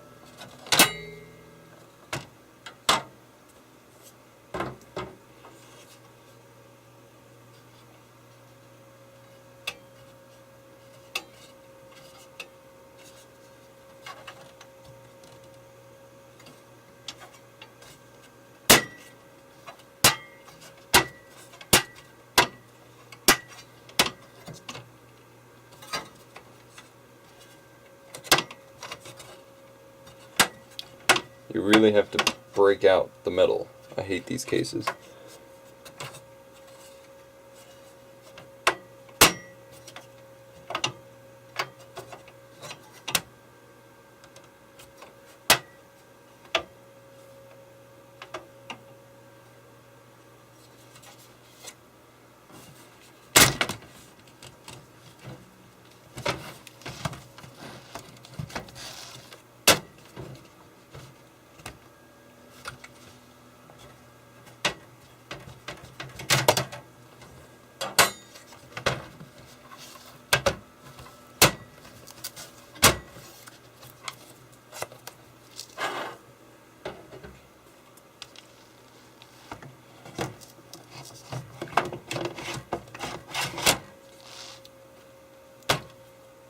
Blu-ray drive.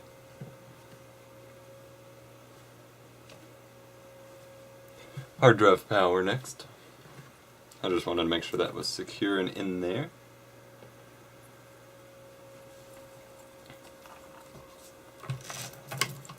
Reattach my static thing.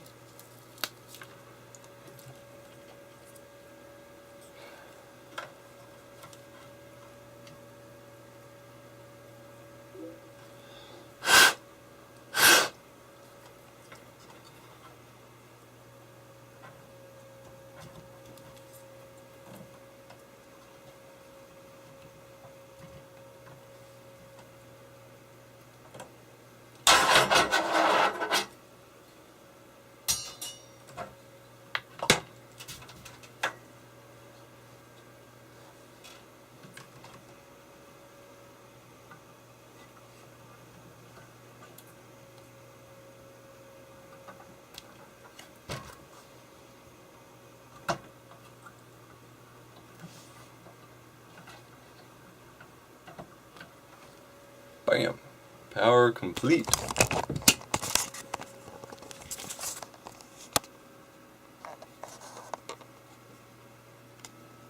Solid state, hard drive. All with that one strap. And then this other one will run back up for the Blu-ray drive. Perfect.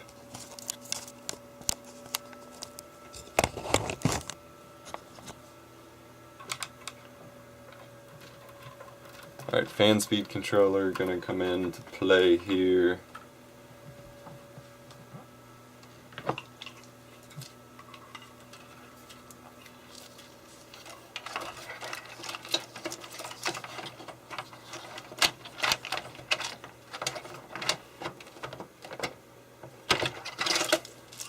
Just out of necessity for getting everything installed and secure.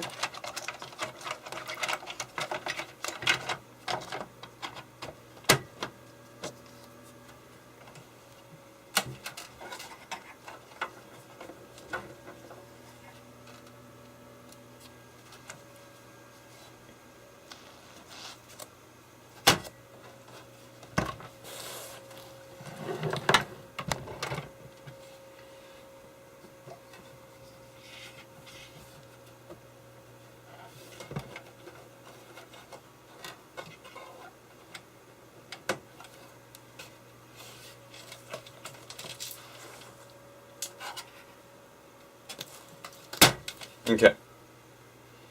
Now that needs to be, they both need to be secured in there.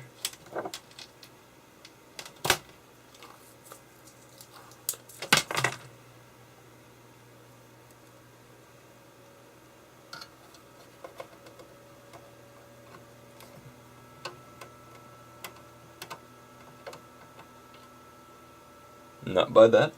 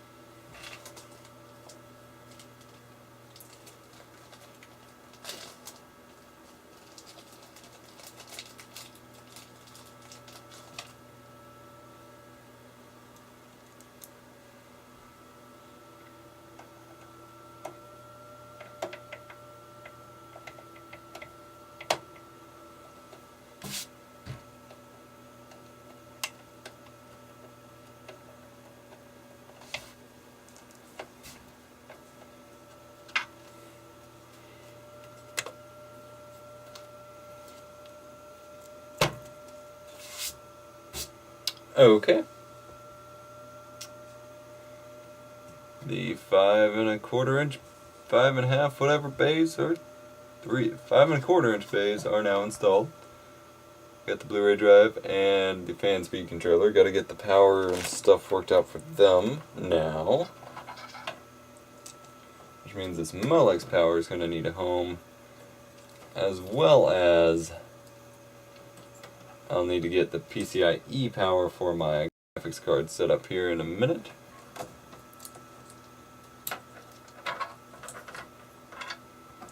I get the Molex shoved through there real quick, and graphics card power following that. Just shove it in the hole here. Actually, no. What? Yeah. I'll get it worked out.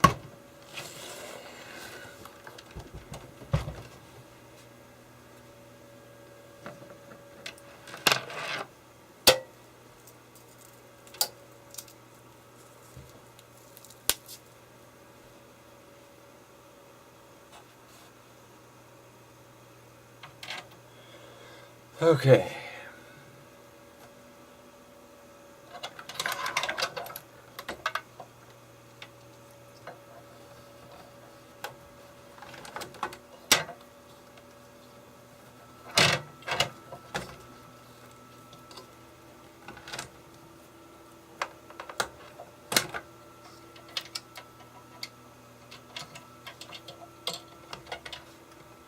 Graphics card power installed.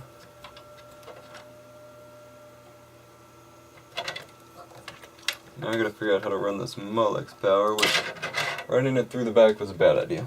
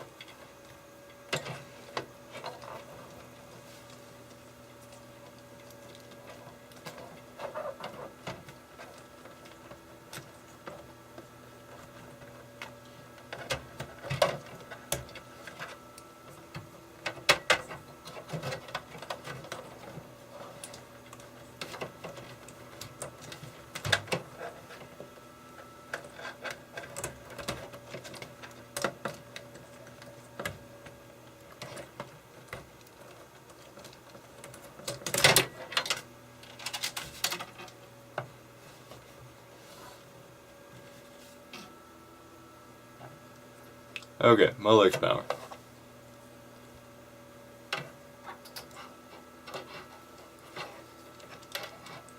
I need a big chunk of it to go right over here.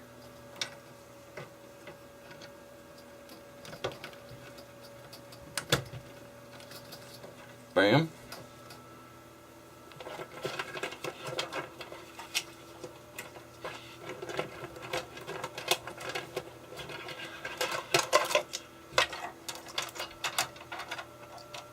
Oh, smart. The cords for my fan speed controller are all tied up still. Genius!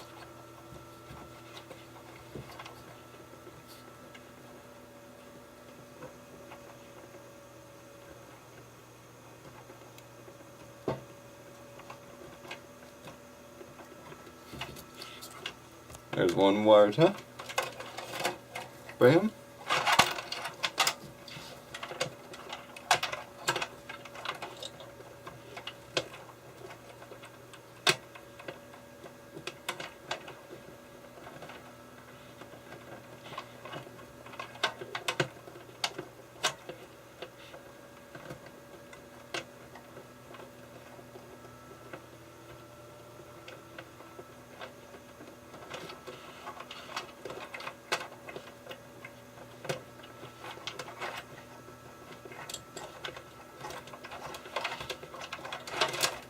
And another wire tap.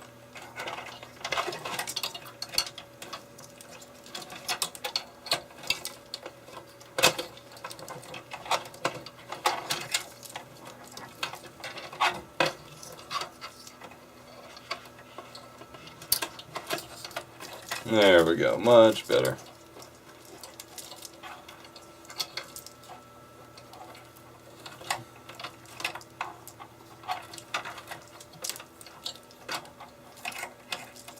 That can acquire power over here.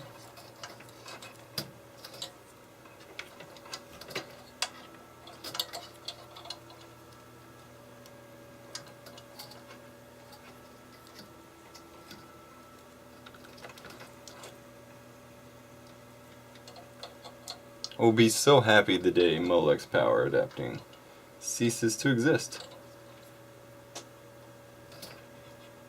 Because I don't like anything about it.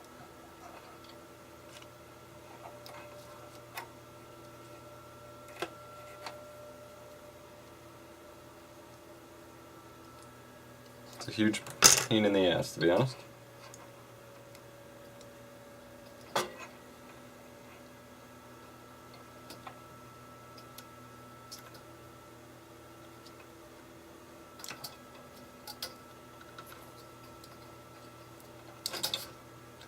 Connections never get along with each other because the ports can freaking move.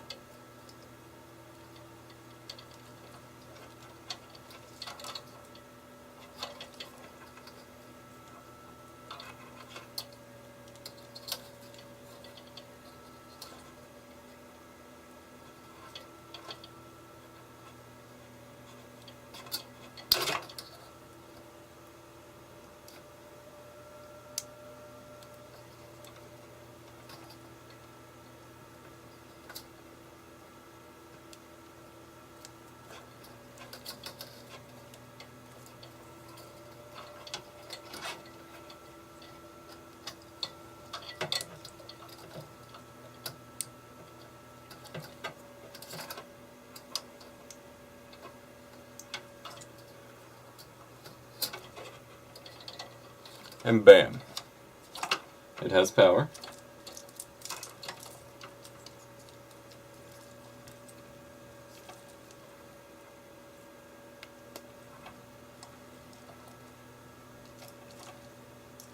Fan 1 and 2 will be the processor fans.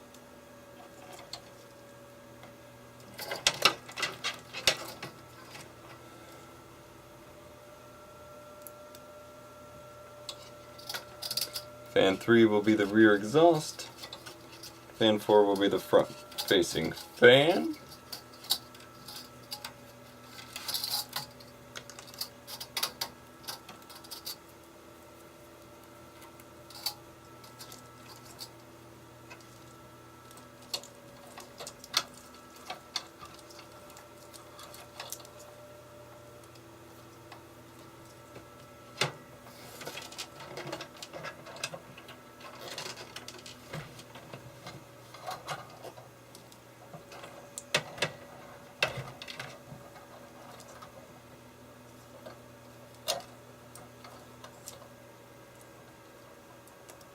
And then we have one more fan slot left open for when we add that second front-facing fan. And I'm going to wrap up the temperature prods to just kind of hang out here for a little bit. I'll have to figure out what the fuck I'm going to do for cable management about this. Alright, what else do we need to hook up? SATA cables, and that may be it.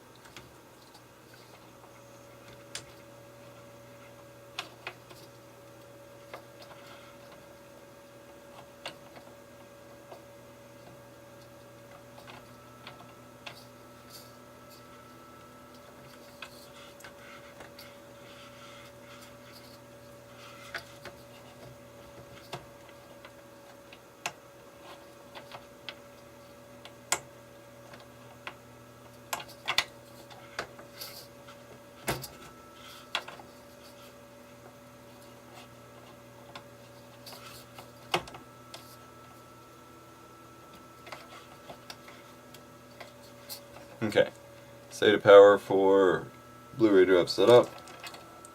Now we just need the actual SATA cables.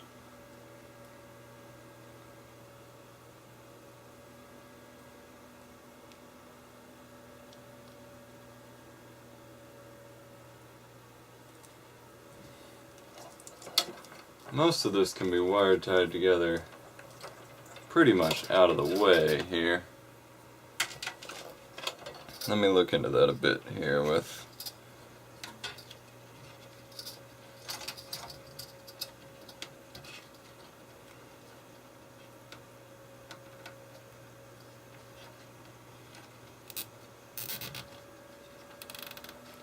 there we go.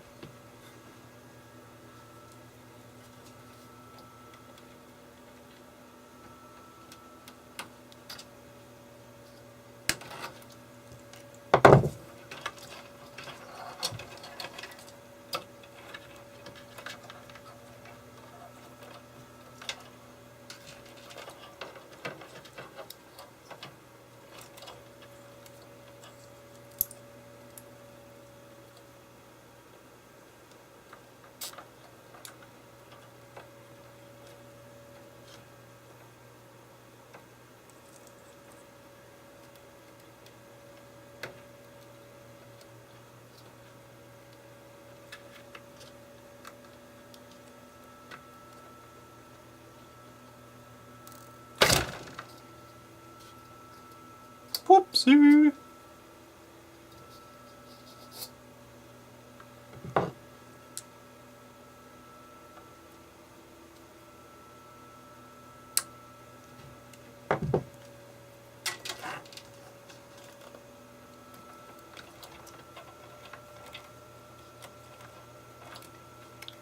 Yay, cable management.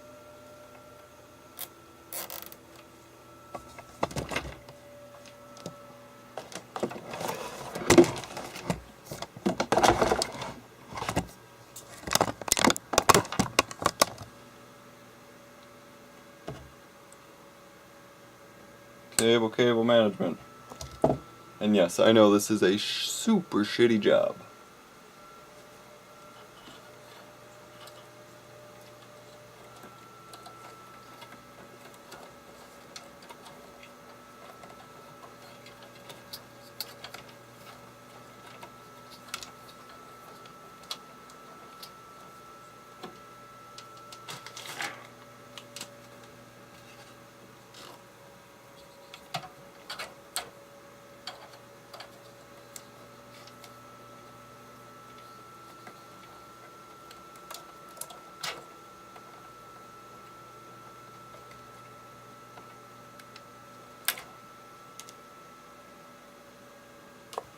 I actually need a bigger wire tie.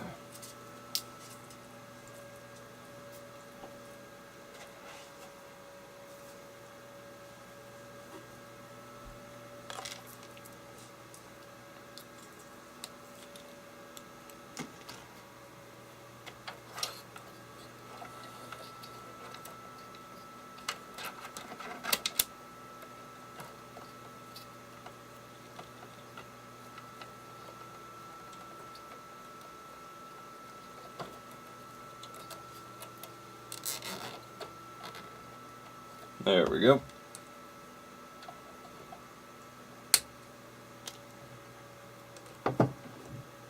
This little one can be used right here.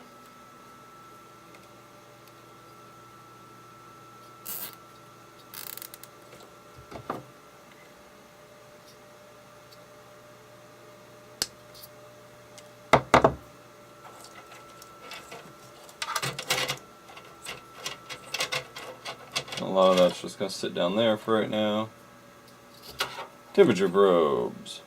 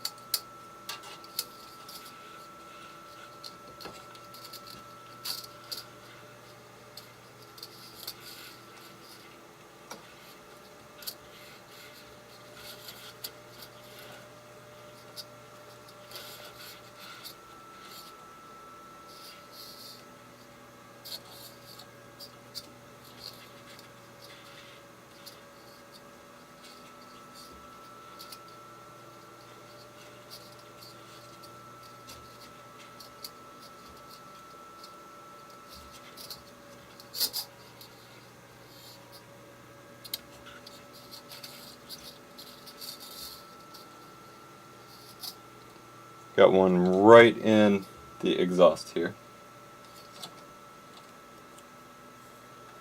Gonna put one down by the graphics card.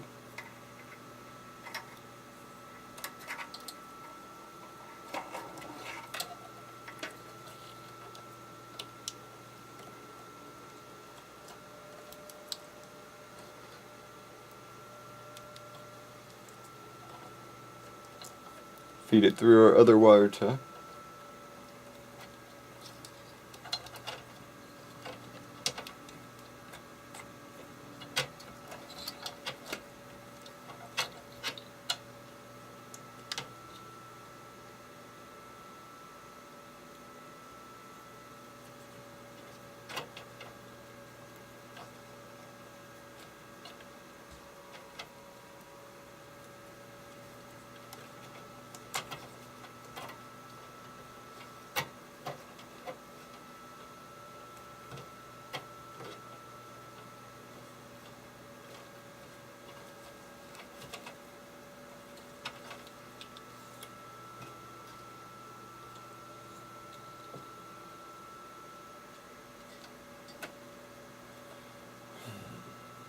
One above the graphics card, I suppose.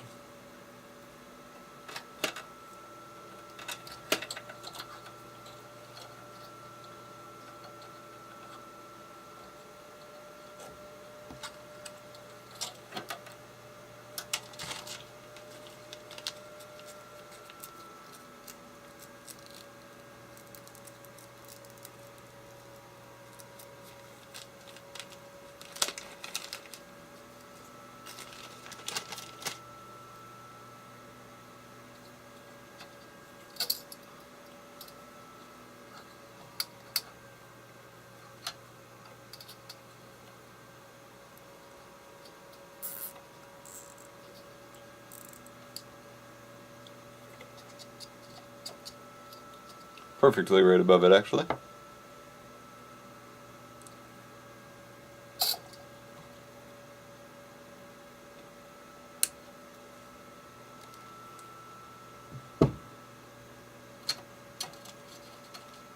We've got two more.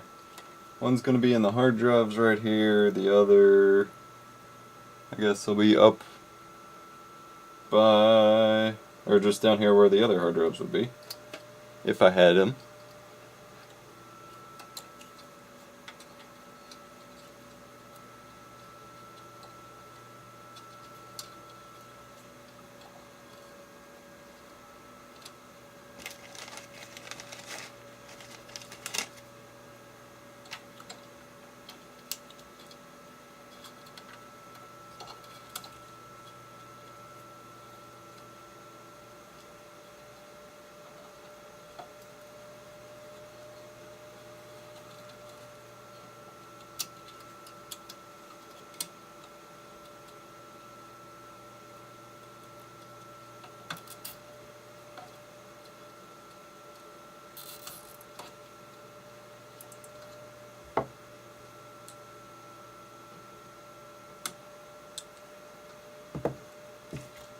One more to go.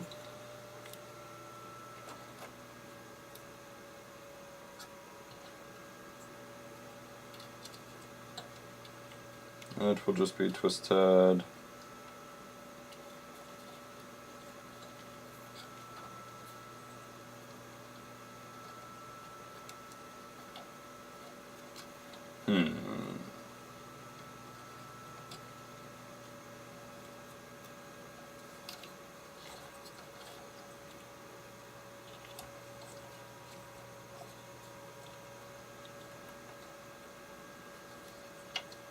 Right here.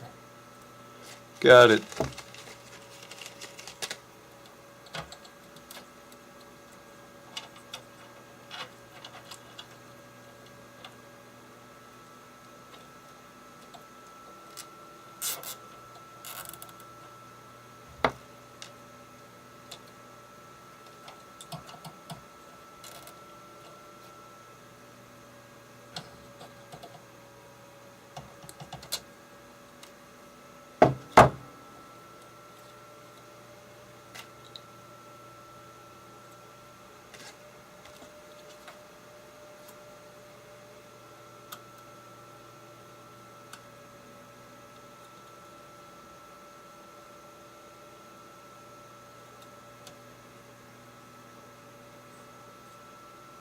Looking good, looking good. Alright. Gonna clean that up a bit more.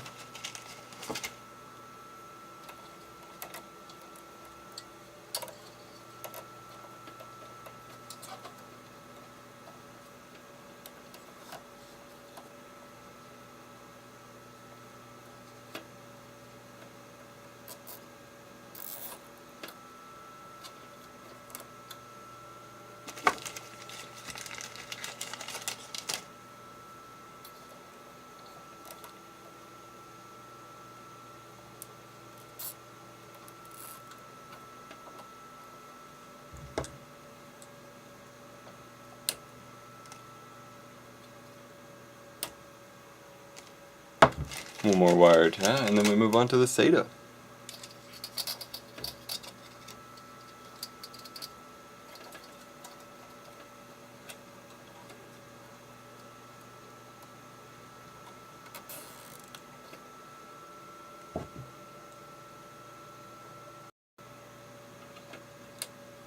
Again, by no means a great wire job. Frankly, it looks pretty awful, but it does it for me. I can redo it later. SATA.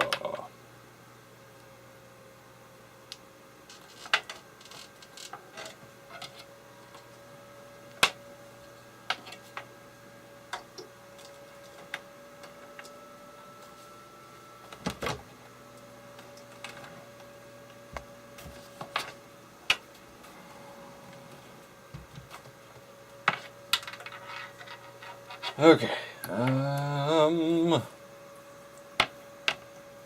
Number one.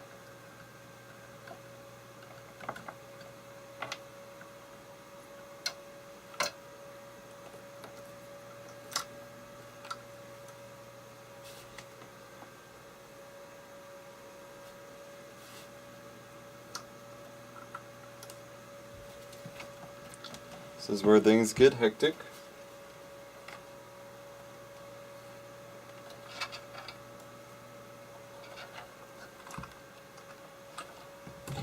Ow, god damn it. Because I've now actually blocked off access to my SATA ports. Genius work right there.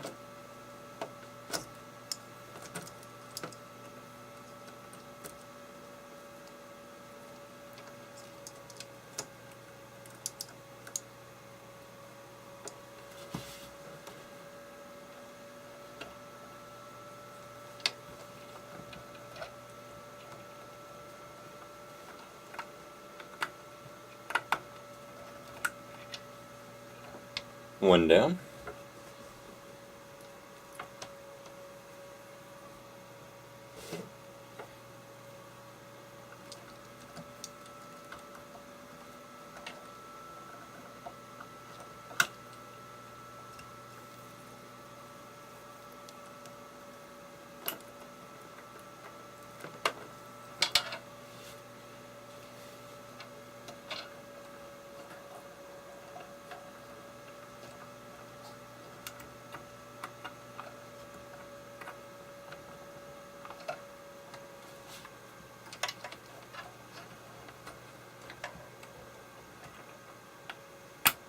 Two down.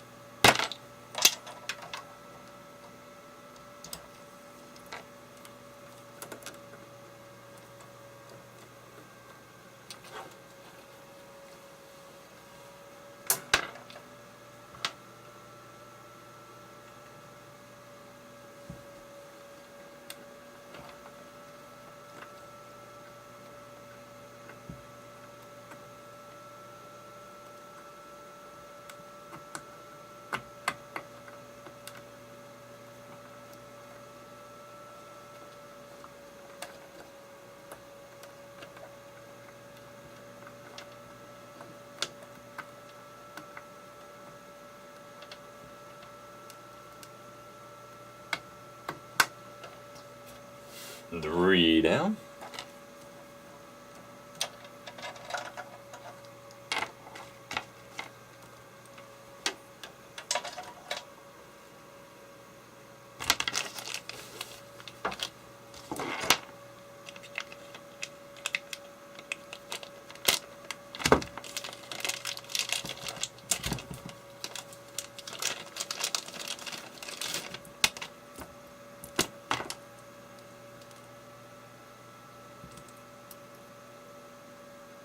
Naturally, these are all right angle ones.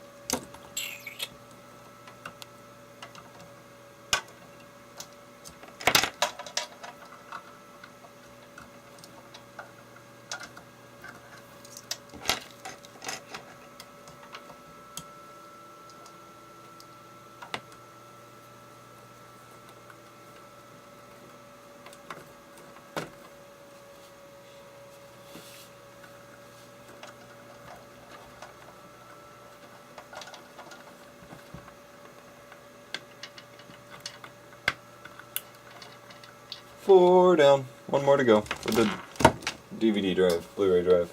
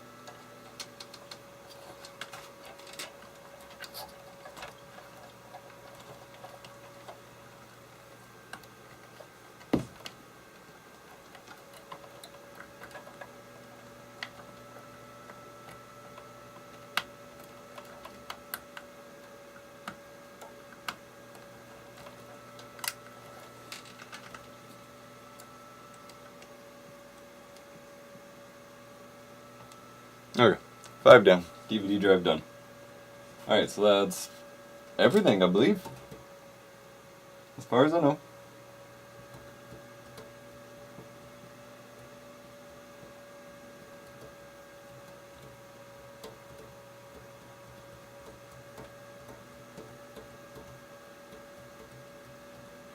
I'm not sure now that I trust the CPU fan being on the fan speed controller. I don't think that's a good idea.